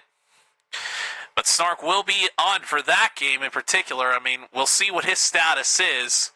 He'll keep me updated on that, but we'll also have someone else show up in the chat for us as well. Here's a toss on second and 7 for a first down. Marcus Major for the first down.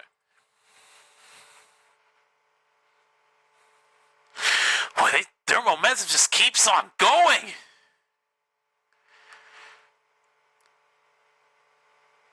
Now from the 49. Tully keeps it himself. Dropped by, oh my God, dropped by Justin Hall. Pass sails incomplete, second down, and now Justin Hall is hurt. Hall is down. Oh boy. One of the star wide receivers for the Gamblers is down on the ground right now and has not gotten up. Oh my God, the hit he suffered from Mayfield after dropping that pass. Oh my God.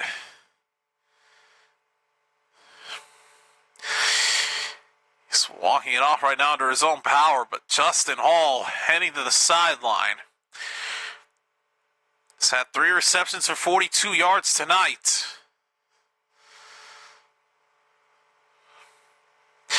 .6:01 left in the third quarter.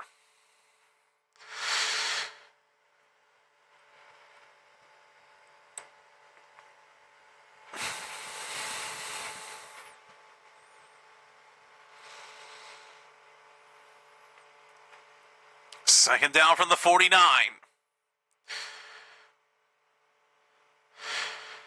Give up the middle. He's got a first down.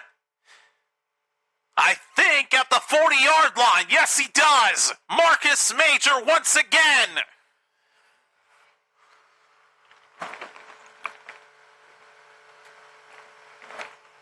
These running backs are feasting on the Kings defense tonight in the second half.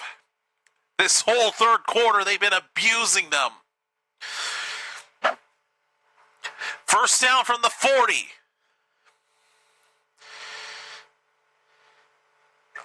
Handoff down to the 35. As Jalen White on the carry. Second down.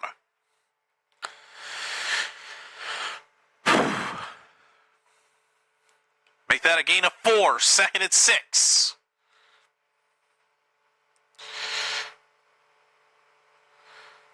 Quick throw from Talia. Pass is caught. Trying to get the first down. It does inside the 30. Lawrence Keys, the third, moves the chains for the Gamblers.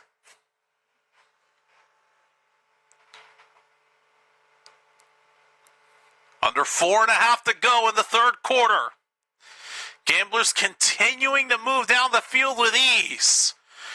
From the 29, Talia fakes the handoff. Will run for it, get tripped up from behind for only a gain of 1. Oh. King's lucky that they stopped him that early, as he could have potentially broken away for a big run. Oh my God, we got another Houston player down. Oh boy. Houston's going through a lot of injuries tonight.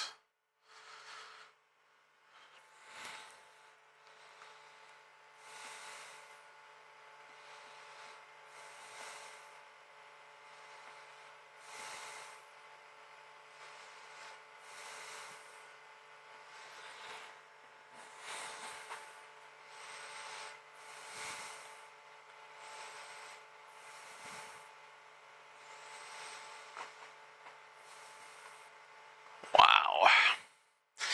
And he needs help just to get to the sideline. Gareth Warren, number 77, the guard out of Lindenwood, was a member of the Pittsburgh Steelers last year. Boy. He heads to the sideline. Gamblers rushing in the first half. They had 11 rushes for 31 yards. This whole third quarter, it's been 11 rushes for 136 yards and 2 scores. 2nd and 9 from the 28. Talia, pressure coming, loses the football! Recovered by Houston, and he will be downed. So they hang on to the football, but they are all of a sudden in trouble. I don't even think Talia got hit when he lost that football. What the heck happened? Well, maybe he did get it strip sack from him. Good Lord.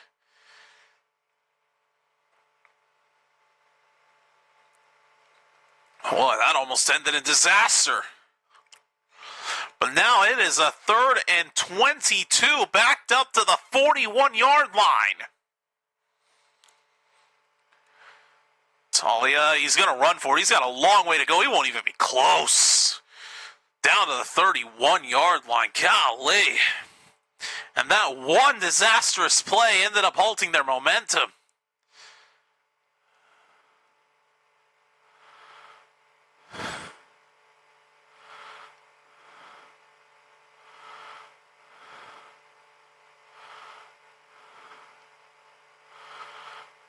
Cam Gill, the man responsible for strip sacking Talia there. 4th and 13. Looks like the Gamblers are going to go for a 50-yard field goal for Hoyland. And it's online. Does it have enough? Yes, it does. It's good. Gamblers lead at 22-16. But Cam Gill, I should mention, was a member of the Tampa Bay Buccaneers defense when they faced the Chiefs in Super Bowl 55. Ended up actually sacking Patrick Mahomes at one point in that game, along with Ndamukong Suh. So current standings in the UFL: Dallas and Orlando, the only 2 teams left still undefeated.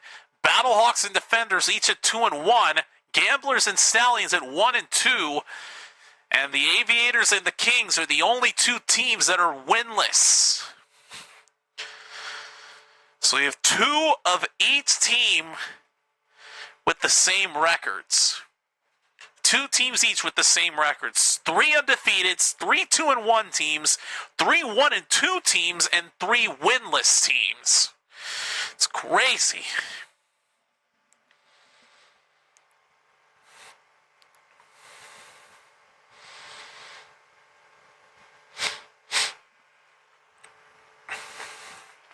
Here's the kickoff. Goes out of bounds, and they're going to throw the flag for that. Looks like Louisville's going to get it at the 40-yard line.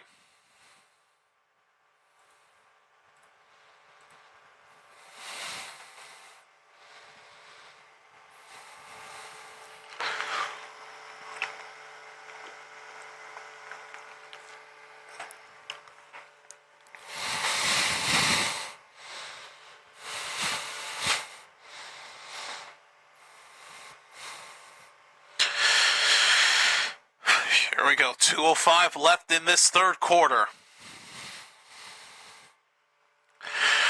Bean fakes it. Now throws to his right. Wide open. That is Bell on the catch.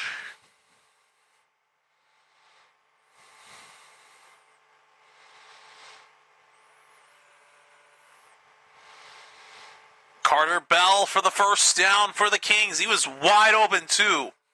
22-yard reception. First down now from the 38. Give to Snell. Nothing but a yard.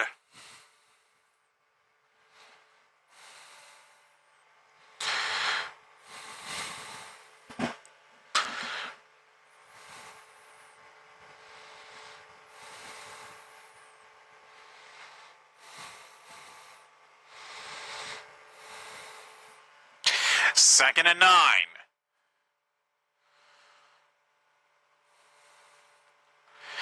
Bean, quick throw to Winstead. Hit, immediately loses yardage.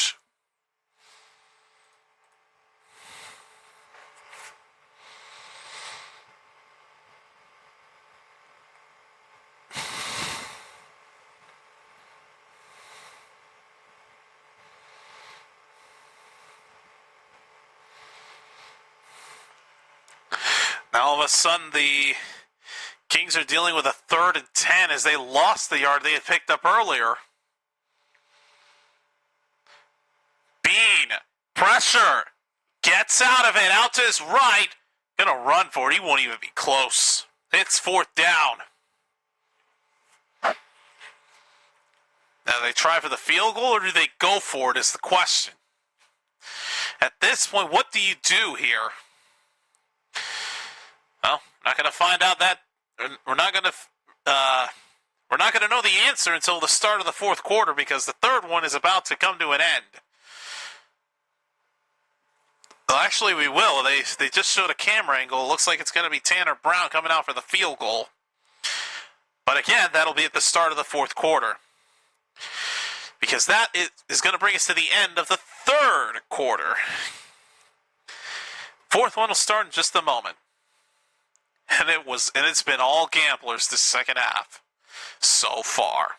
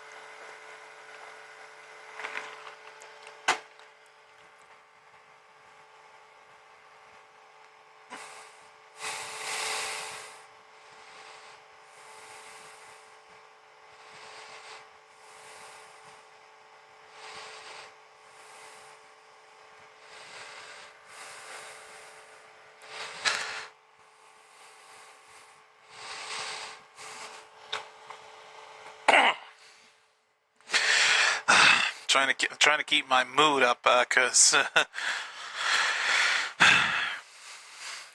trying to stay optimistic here for the rest of this game.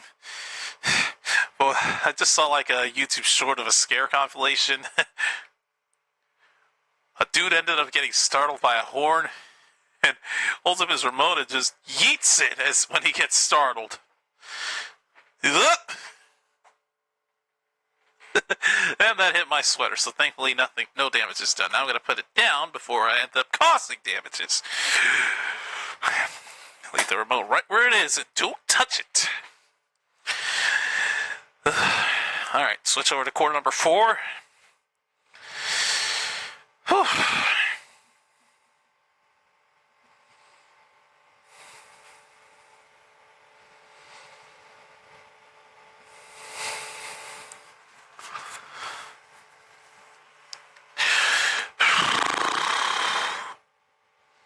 It's 1 quarter left, folks.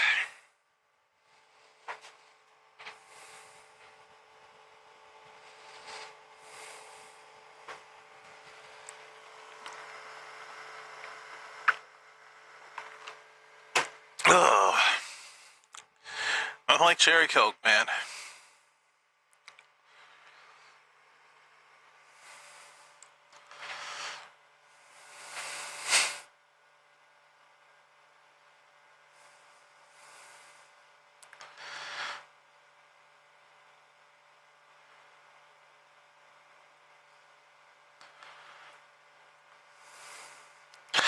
All right, here we go. Fourth quarter begins with a field goal try by Tanner Brown. This is to cut the Kings' deficit down to 3 from 52 yards out.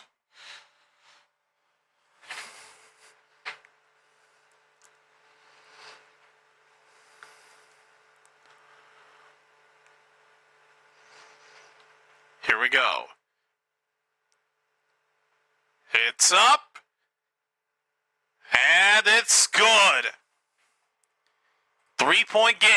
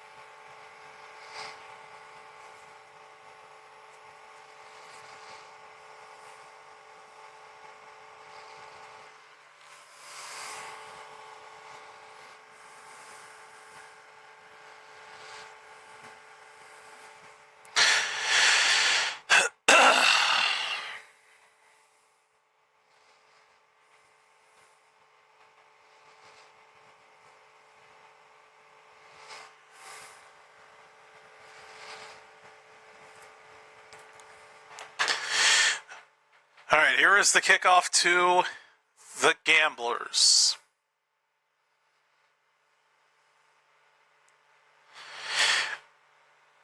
Here we go. Kick is up. Here's on the return. He's trying to make a scene down to the 34-yard line and a flag down on the return. Flag is down on the return.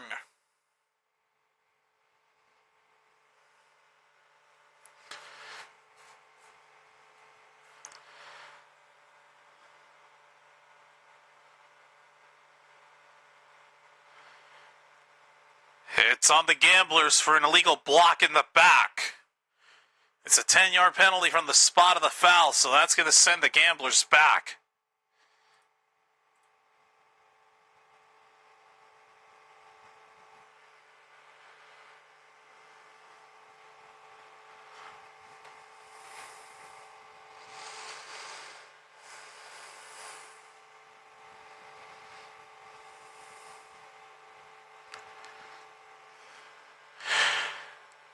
First down from the 21. And it is a handoff to Marcus Major for a gain of 6.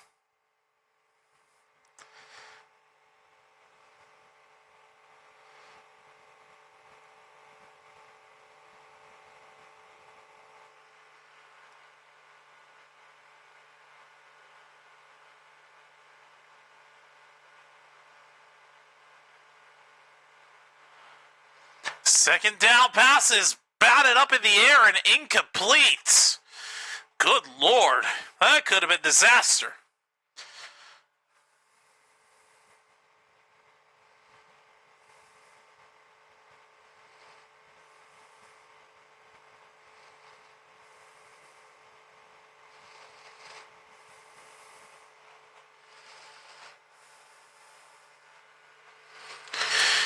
Houston's only converted one of their 6 third down attempts in this game up to this point. And they now have a 3rd and 4. Talia throws. Kirkland trying to get there. He won't even be close, down for a 2-yard gain, and then he gets pushed way back behind the line of scrimmage, and they somehow don't throw a flag for that. It's 4th down.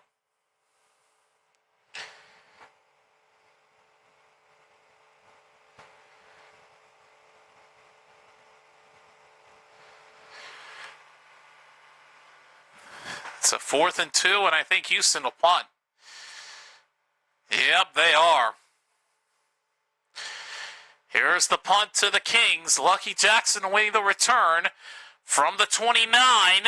Jackson, and make that Bell, Carter Bell on the return, down to the 47-yard line. That is where the Kings will take over for the moment because there's a flag on the return.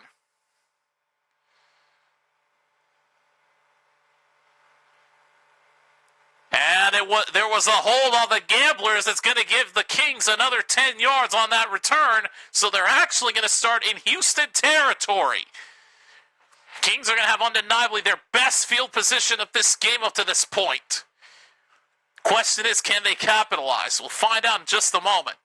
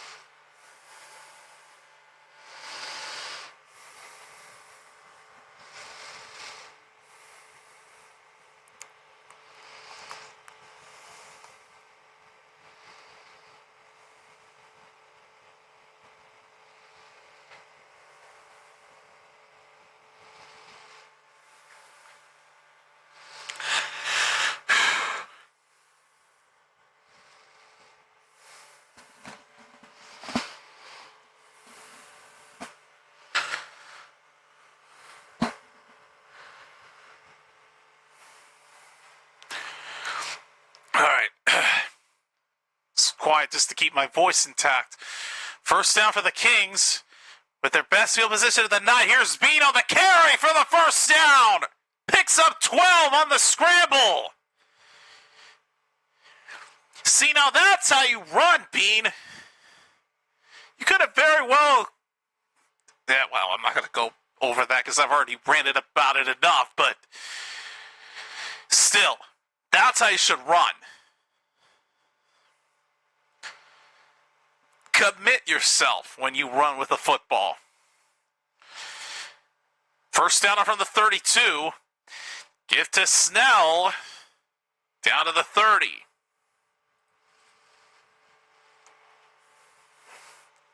A field goal here for the Kings can more than likely tie this game up. But they want the touchdown to try to get the lead. Ooh, Snell limping a little bit as he heads to the sideline. He had spent 3 years on the Pittsburgh Steelers. Was the 4th round pick in 2019 before leaving in 22. He's already on the sideline limping. Second down and 8, another handoff. And nothing doing, only a yard.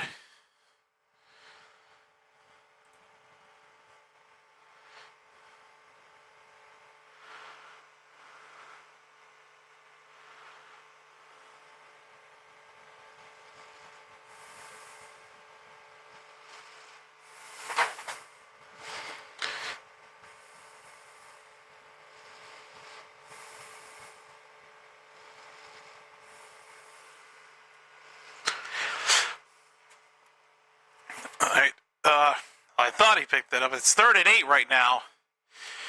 Bean. Oh, couldn't make the one-handed catch. Peyton came close.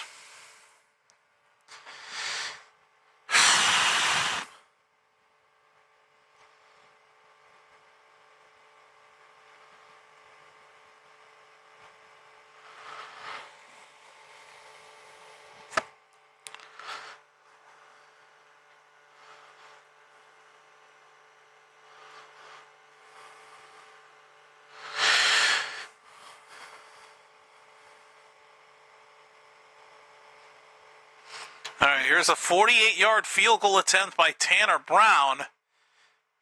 And, well, the play clock was winding down, so I think they had to burn a timeout just to avoid a delay of game. Oh, boy.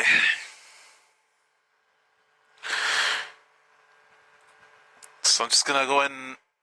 Oh, well, never mind. Apparently the timeout wasn't used. All right, 48-yard field goal attempt for Tanner Brown to tie this game up. Brown's kick, I don't think that looked good, but it is good.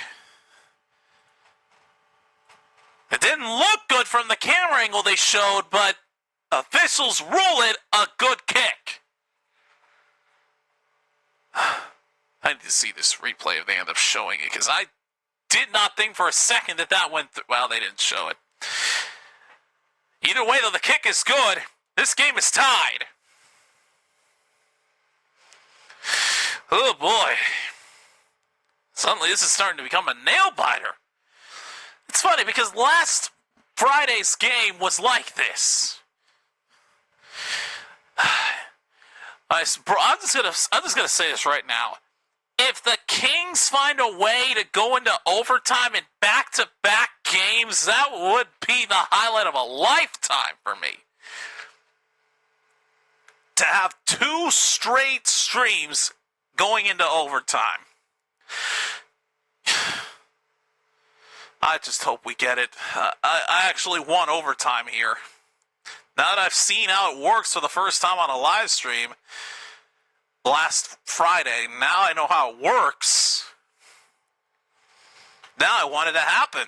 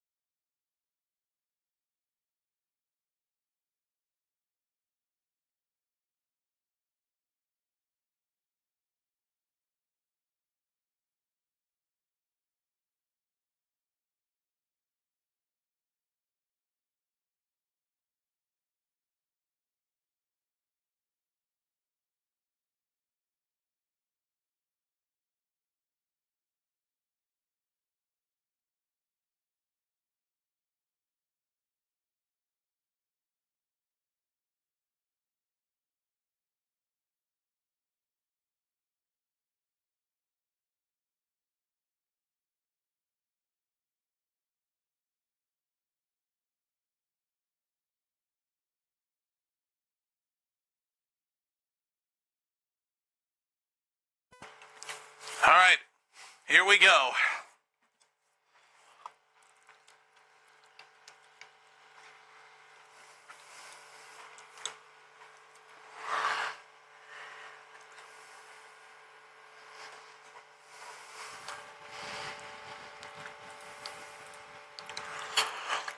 All right, this game is tied with 10:05 left in this game, as the Kings will kick this away to the Gamblers.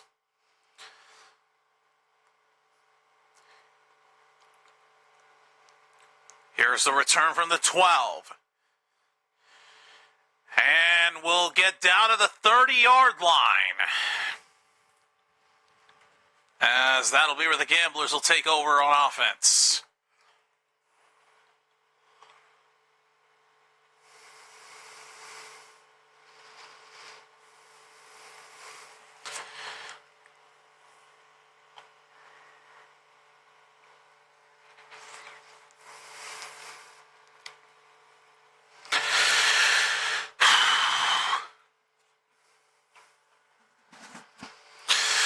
All right, first down from the 30-yard line for the Gamblers.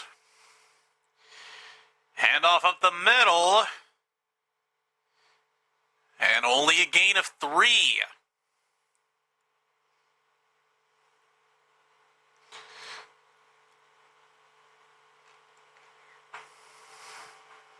Make that a gain of just 2.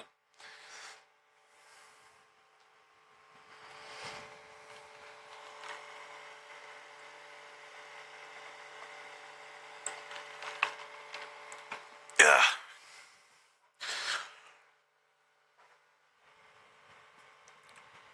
Second and 8. Hand up the middle. Big play. He's taking off again with a flag down. Oh, boy. Marcus Yarns has done it again for the moment, but there is a flag down. He's got a touchdown for the moment. Except it won't stand. Holding on Houston, 10-yard penalty, no touchdown.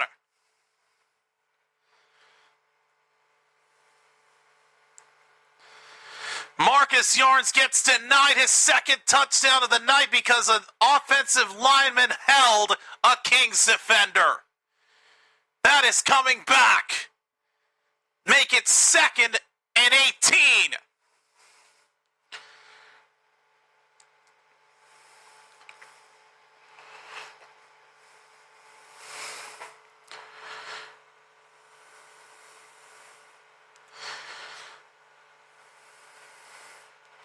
Or actually make it 2nd and 17. Either way, the touchdown will not stand. And instead they get backed up to the 23-yard line. Oh, now what's going on?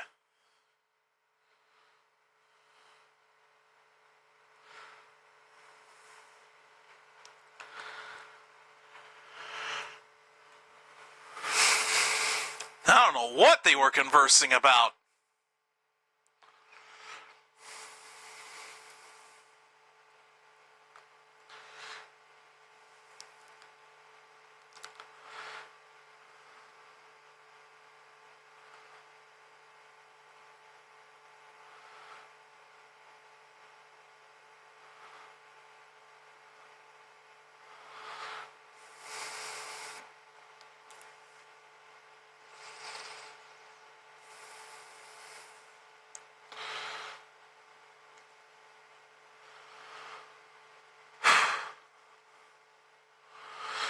All right, 2nd and 17.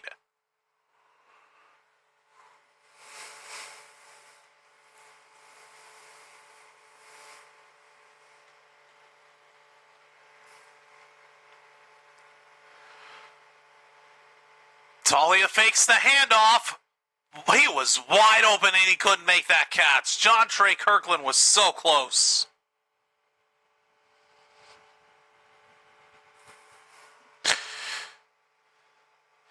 Had to come back for it and had it and then lost it as it bounced off his helmet. And it's now 3rd and long for the Gamblers.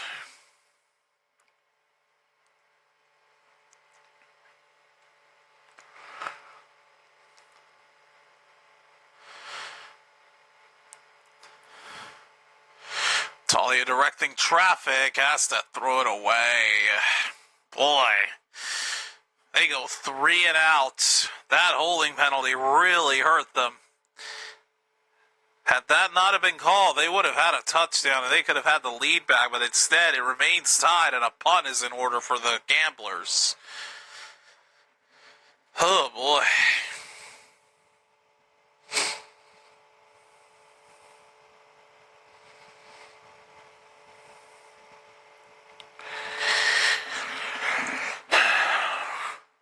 Here's the punt.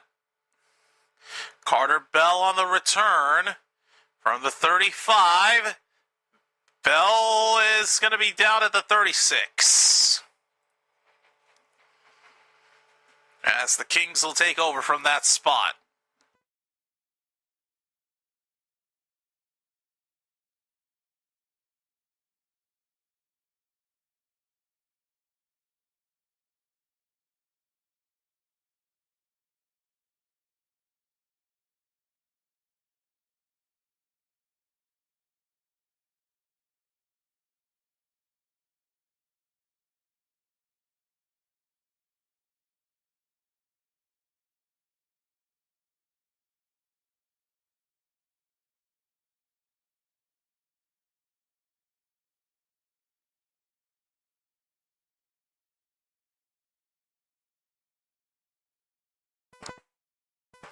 First down for Bean, and the pass is dropped by Payton.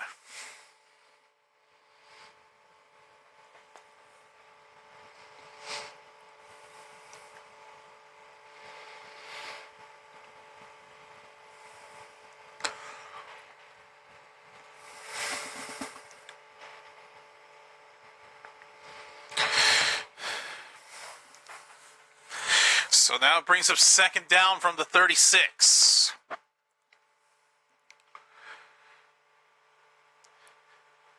Handoff up the middle down to the 40-yard line.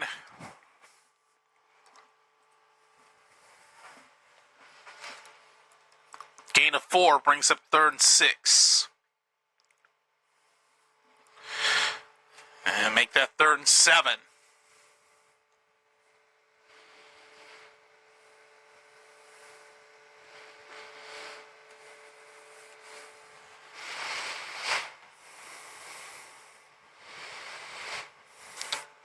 Third and 7. Bean throws, it's caught, but only for a gain of 5.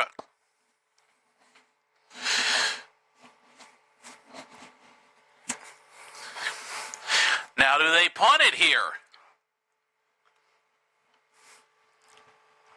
I don't think you would. I mean, it's really a toss-up. Either punt it away or go for it.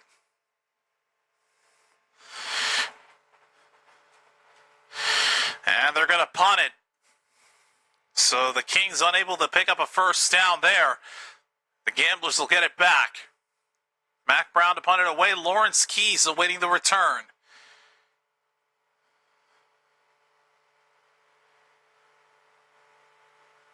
Return from the 7. Keys on the left side.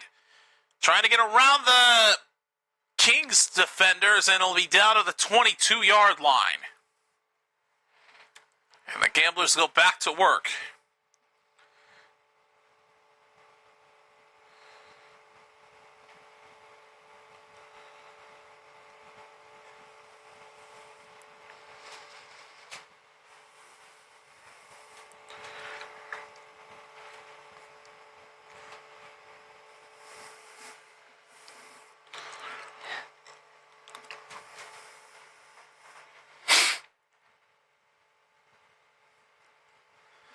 All right, first down from the 22. Handoff up the middle. Nothing but a yard. Why do they think that runs up the middle will work? Jalen White on the carry, only a single yard. Make it 2, 2nd and 8.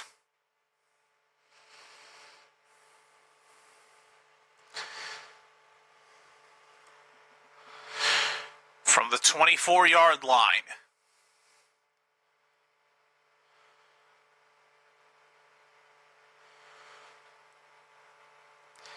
Give to White again. Brought down at the 20-yard line. Loses 4 yards on the carry. Oh, boy.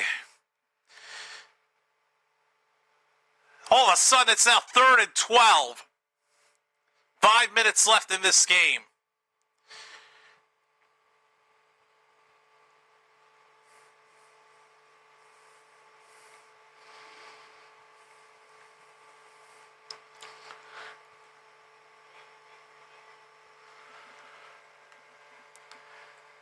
Talia throws incomplete and almost intercepted. My God, what is happening in this fourth quarter? Ever since that last field goal was scored by Louisville to tie it up, we've had nothing go right for the offenses.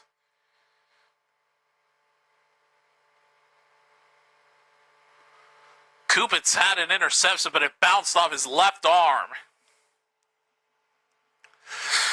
So Michael Rivers punts it over to Carter Bell on the return.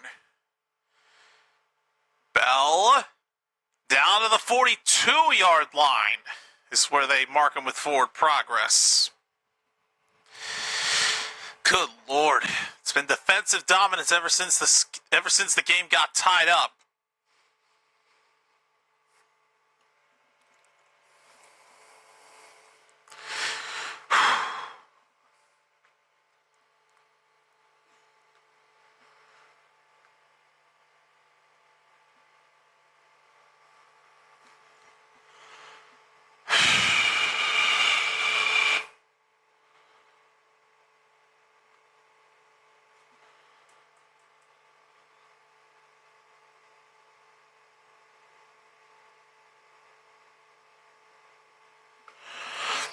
First down, Bean throws. It's going to be caught for a gain of about 5.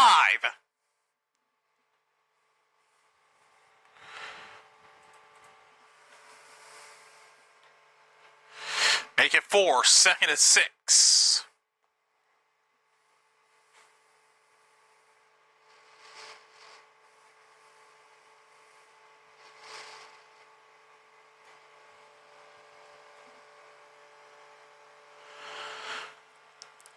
And we have another Houston player. Well, it's that same, the same player from earlier on a missed block. Number 0 down again.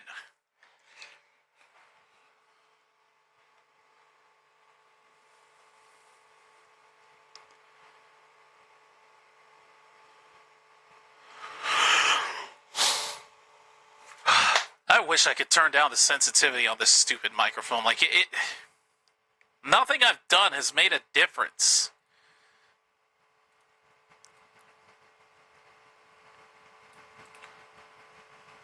Like, even with the mic volume at 50, you could still hear this stupid fan running. Like, why is it so sensitive?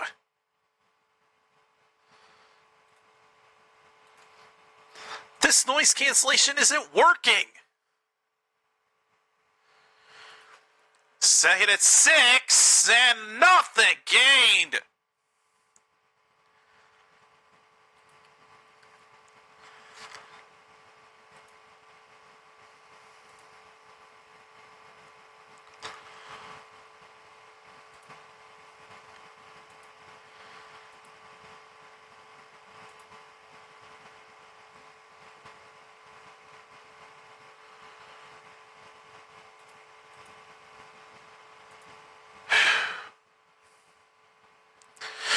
Third and 6. Bean will throw. It's intercepted.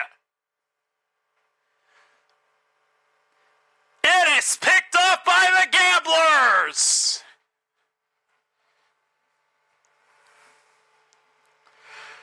Our right. And the Gamblers now all of a sudden with a golden opportunity to maybe win it. Oh boy, and the Kings committing a turnover at the worst possible time.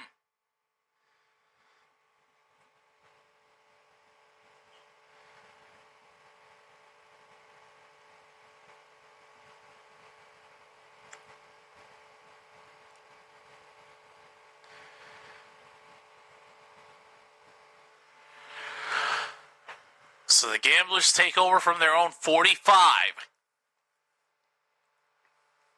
Handoff on the right side. He's got room to run. Marcus Yards for a first down. As he steps out of bounds. I will say, Houston would have all three of their timeouts and more than likely the 2-minute warning at their disposal. So they've got plenty of opportunities to stop that clock and set themselves up for a potential game-winning field goal by Hoyland. They are in range. First down from the 38 of the Kings. Talia keeps it, throws, bobbled, but caught! Pass is tipped by a Kings defender, but Lawrence Keys making the snag. Kings could have very easily picked that off on the deflection. But Lawrence Keys was there for the catch and the gain of 7. As that'll take us to the 2-minute warning.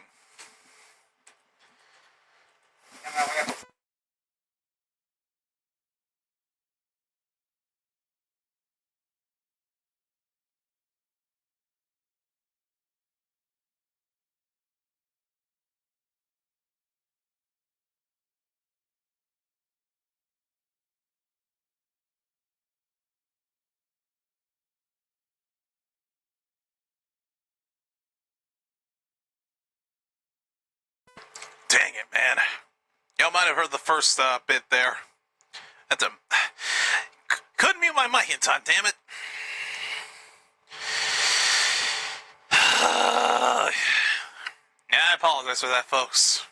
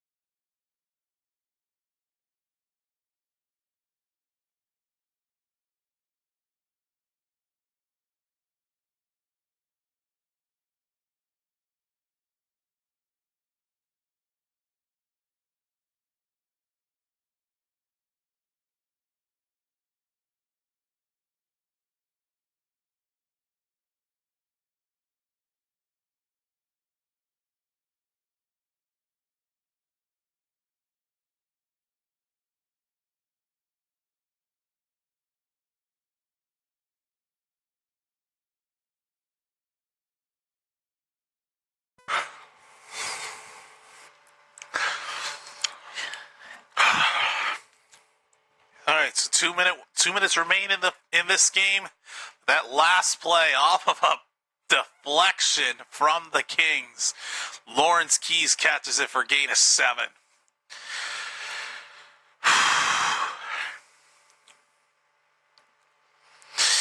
But here we go. 2 minutes left. Talia Tagovailoa has had 6 completions for 49 yards and a rushing score. Game currently tied at 22 all. Gamblers have all 3 of their timeouts. Looking to try to keep Louisville out of the win category. 2nd and 3 from the 31.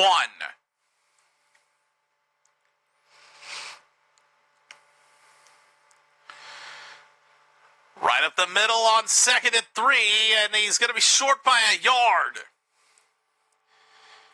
And a timeout taken on the field.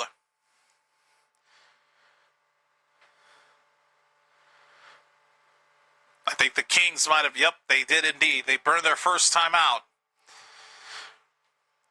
Because if the Kings end up getting a stop here and force a field goal try from Hoyland, Kings will still have a chance.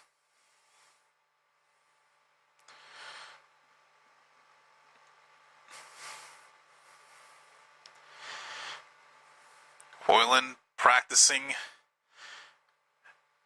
He'll be at the ready when they need him because they're easily in his range. Remember back in week 2, he had made the game-winning field goal to upset the Stallions. We were there, we saw it live, and they won it at the buzzer. Here we go, 3rd and 1 for Houston. Uh-oh. The Kings are jumping for joy and celebrating as there are some flags down there. Might be a false start on the Gamblers, and if that's the case, that is huge. Movement before the snap. The Kings think that the Gamblers jumped early.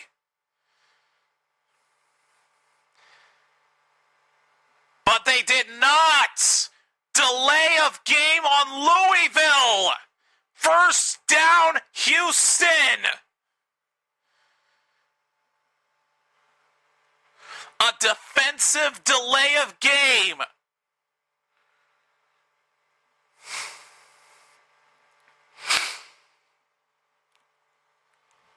You very rarely see it.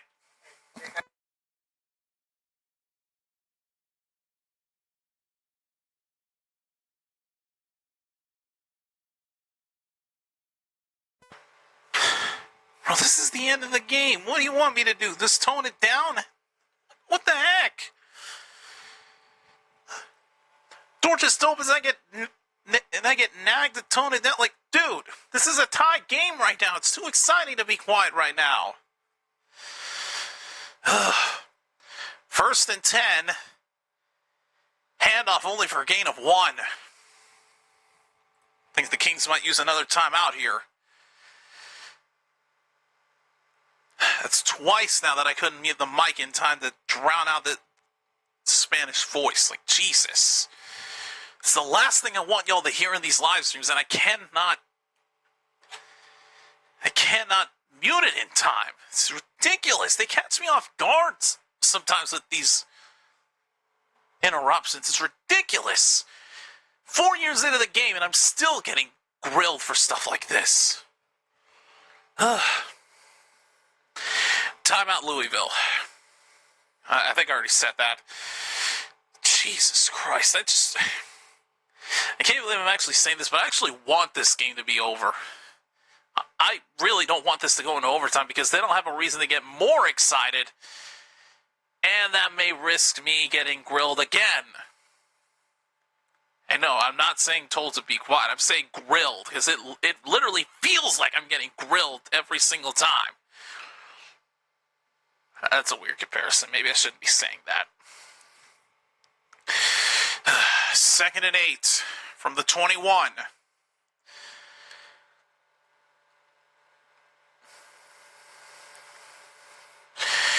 Handoff, nothing. No gain as he gets stopped.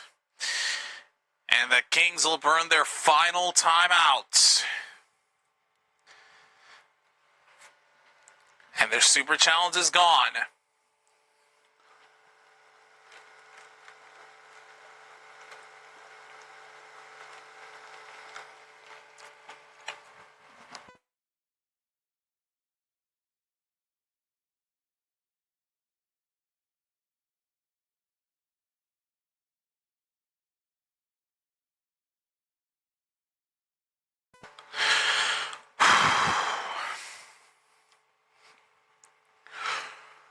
we go. 3rd and 7.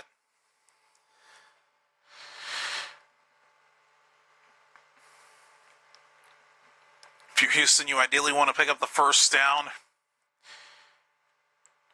because Kings are out of timeouts. But we'll see what they end up doing here. 3rd down and 7 for the Gamblers. 1:44 remaining in the game. Handoff again. 1 yard only. They got to go for the field goal now.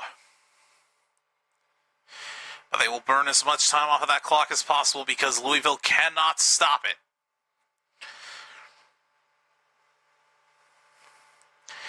Fourth down and 6, and Hoyland getting ready to get his chance.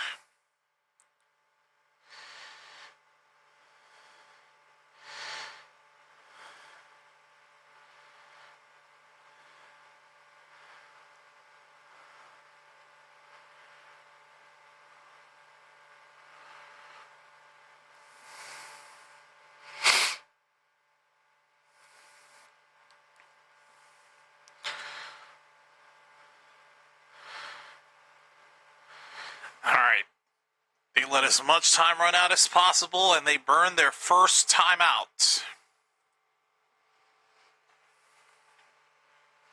And here comes Hoyland. Again, this is well within his range. What's the official distance of this kick? Made from 50, 59, and 50. He's been perfect on field goals tonight. Official distance for this field goal is 38 yards.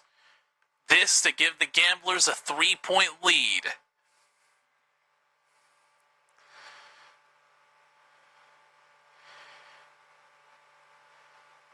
Good snap, good hold. Hoyland's kick, curving left. He missed it. Was perfect on all 3 of his past field goal attempts, but in this moment, with a chance to take the lead, he misses from 38 and cannot give the Gamblers the lead, and Louisville will have an opportunity to win it with a field goal of their own.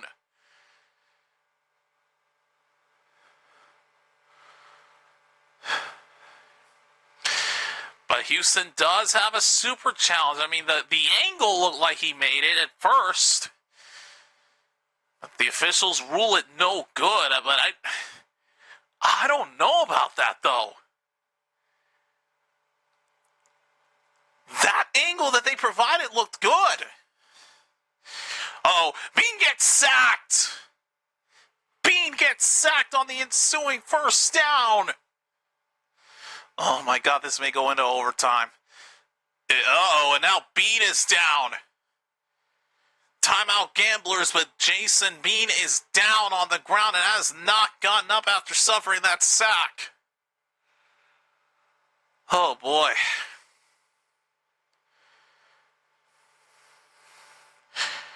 This could be trouble for the Kings. Amari Rogers would be in at quarterback if Bean can't get back out there. Gets up and heads to the sideline, mostly under his own power. Oh my God. Still limping though.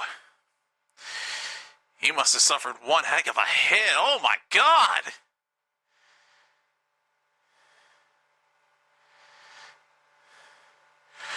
And Rogers is now going to have to step on out here with 49 seconds left. I need to see the hit again on the sack.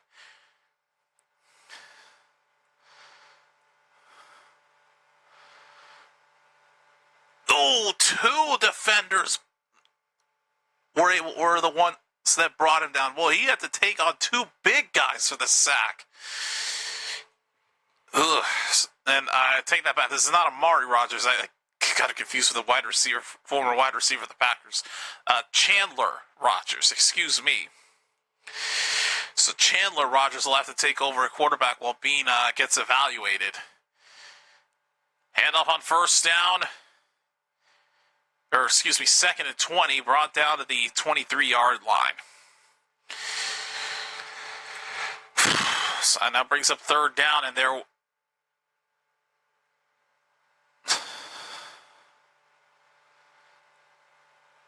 And Houston burns their second timeout. Turned out I didn't credit them with that before.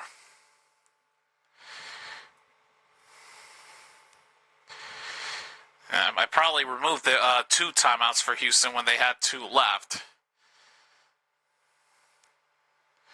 No, I probably removed them when they had all 3 intact. Either way, though, Houston has 1 left.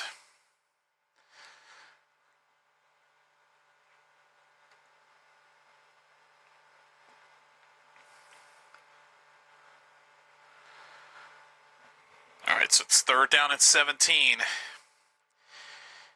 Louisville doesn't convert this. We might be heading to extras here.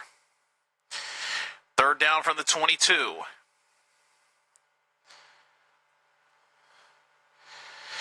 Handoff up the middle. Only a gain of 4. But the Gamblers will burn their final timeout. Because of that sack on first down, that pinned the Kings in bad field position, and they couldn't capitalize on the opportunity after Hoyland missed the field goal earlier. But he could get a chance at redemption as the Gamblers will get the football back. They burn their final timeout to force Louisville to have to punt this away. The only thing now is that the Gamblers do not have any timeouts. So if they're going to try to go for the win here, they have got to hustle. Because that clock will continue to run no matter what. Here is the punt. Return from the 29.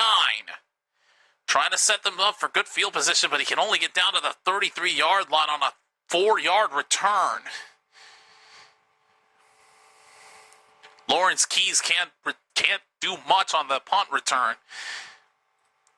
So this is it. Houston's got to get into field goal range with 29 seconds left. What does Talia Tagovailoa have left?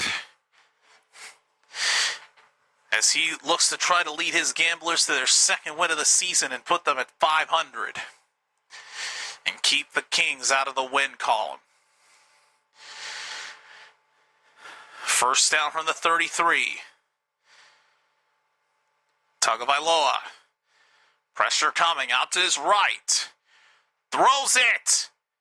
Caught for a first down on the 49. It's Kirkland, but now they got to hustle. Clock continuing to wind.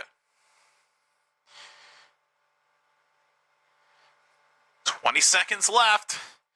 They have plenty of time. Tagovailoa just throws it to the ground. Clock stopped at 14 seconds.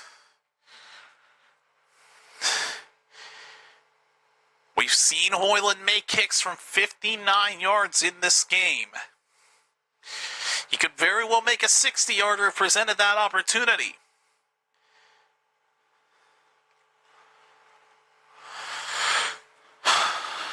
Here we go, 14 seconds left. So far in these live streams, we have yet to see a 4-point field goal attempt. Second down from the 48-yard line, their own 48.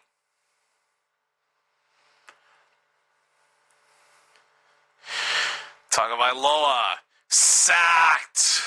Brought down to the 41. That's going to end regulation and send this into extras. Oh, boy. Well, that'll do it, folks. Regulation is over, and we are still tied at 22-all, which means for the second game in a row, for the second live stream in a row, I should say, we are going to overtime in Houston.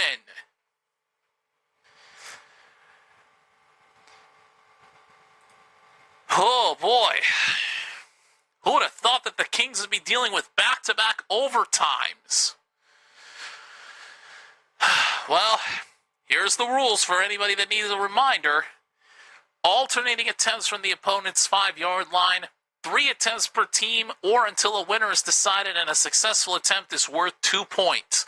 If the game is still tied after each team has had their 3 attempts, it'll be sudden death. And from that point, the first team to successfully convert would win it.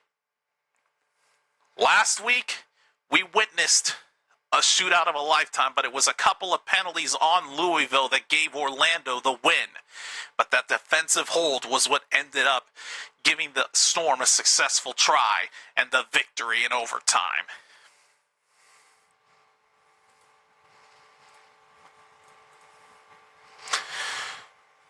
So, each team will have 1 timeout. But remember, think of this as a penalty shootout, but with 2-point attempts from the 5-yard line. Keep this in mind.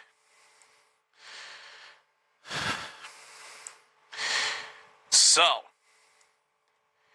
let's go ahead and get to it. Update on the rules. Fouls committed pre-snap are enforced normally. A try is unsuccessful if an offensive foul occurs. Every defensive foul is half the distance of the goal, and fouls by both teams will offset, and the try is replayed. And it looks like Houston's going to start with the ball first. So off we go with our second straight overtime shootout. Again, crazy to believe that back-to-back live streams were getting overtime shootouts. And the second straight game for the Kings that this is happening. But here we go. Here is Houston for their first attempt.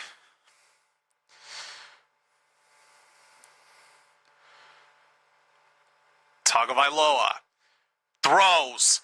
Incomplete, broken up. The first attempt for Houston is a failure. Now for Louisville's first attempt.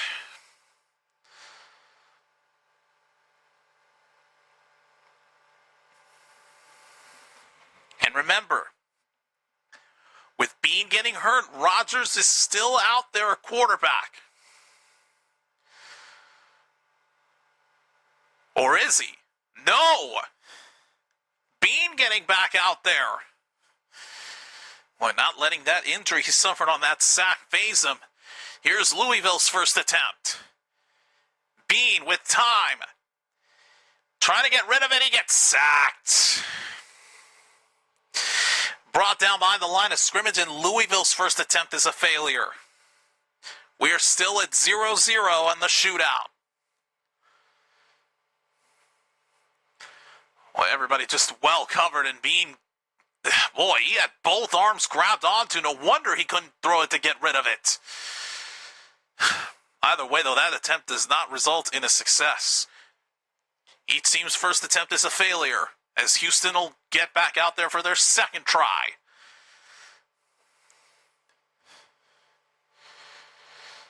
So here we go. Here's Houston's second attempt.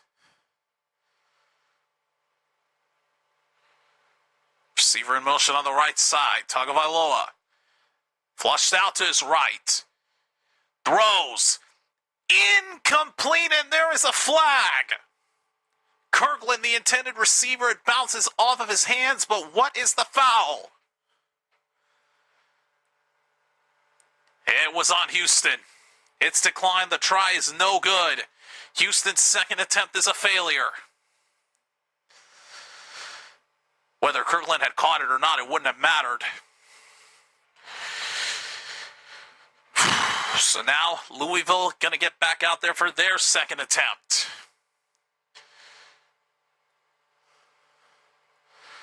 Looked like there was a hold on Houston that would have erased the catch if Kirkland had caught it. Either way, though, second try for Houston's no good. Here is Louisville for their second attempt. Davidson in motion. Bean looking. Throws. Caught by McKinney. Was he in? Yes, he was. 2 points for the Kings. Trey McKinney with the catch. The conversion is good, and Louisville scores 2 points, and now the pressure falls on the Kings. They've got to convert this, or it is over, and Louisville would have their first win of the season. It is do or die for the Gamblers. They need to convert this to stay alive. If they don't, it's over. Game on the line for the Gamblers. Tagovailoa looking, throws it up. Flag is down. Kirkland stays in bounds. They rule him out. There is a flag down, so hang on.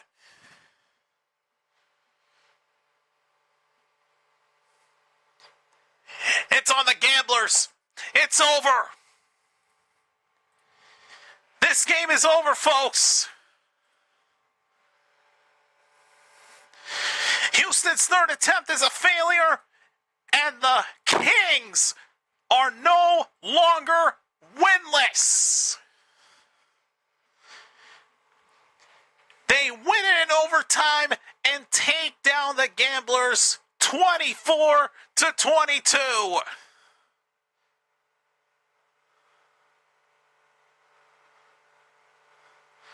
And Kirkland would have been out of bounds anyway when he made that catch. So even if he did make it all the way into even if he would have stayed in bounds and taken it to the end zone, it wouldn't have mattered. Also, I screwed this up. Let me do this right.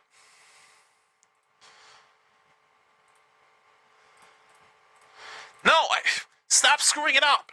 Thank you.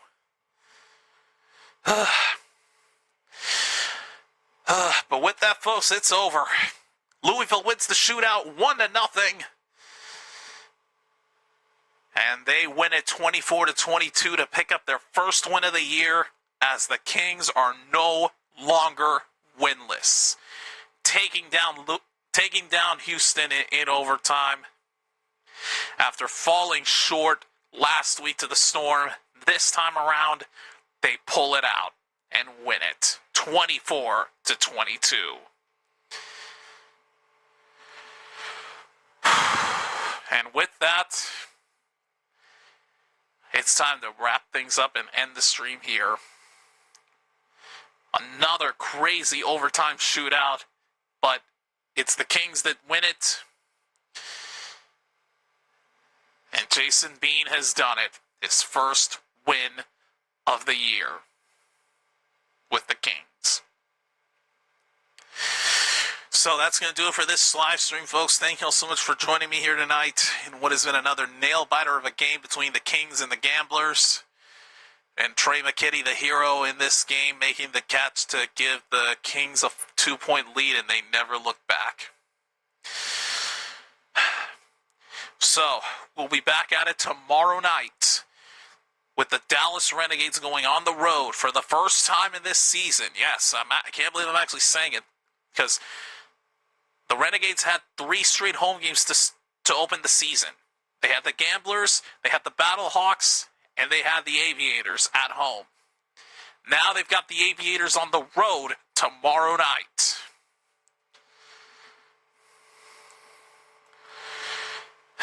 So we'll see how they fare for the first time on the road. But they are winless going into Columbus. They are looking to try to stay undefeated. So I'll see y'all for that stream. I'll have Snark with me on VC. More than likely his friend Goodex will be in the chat watching. May try to get them on VC with us, but I can't make any promises. We'll just see what happens. But for now, until tomorrow night, when the Renegades take on the Aviators for the second straight week, I'm your host JC signing off for now, saying thanks for watching, have a safe Friday, and let's meet back here tomorrow night as we continue on with week number 4 of the 2026 UFL season. Peace out, everybody. What a game in Houston.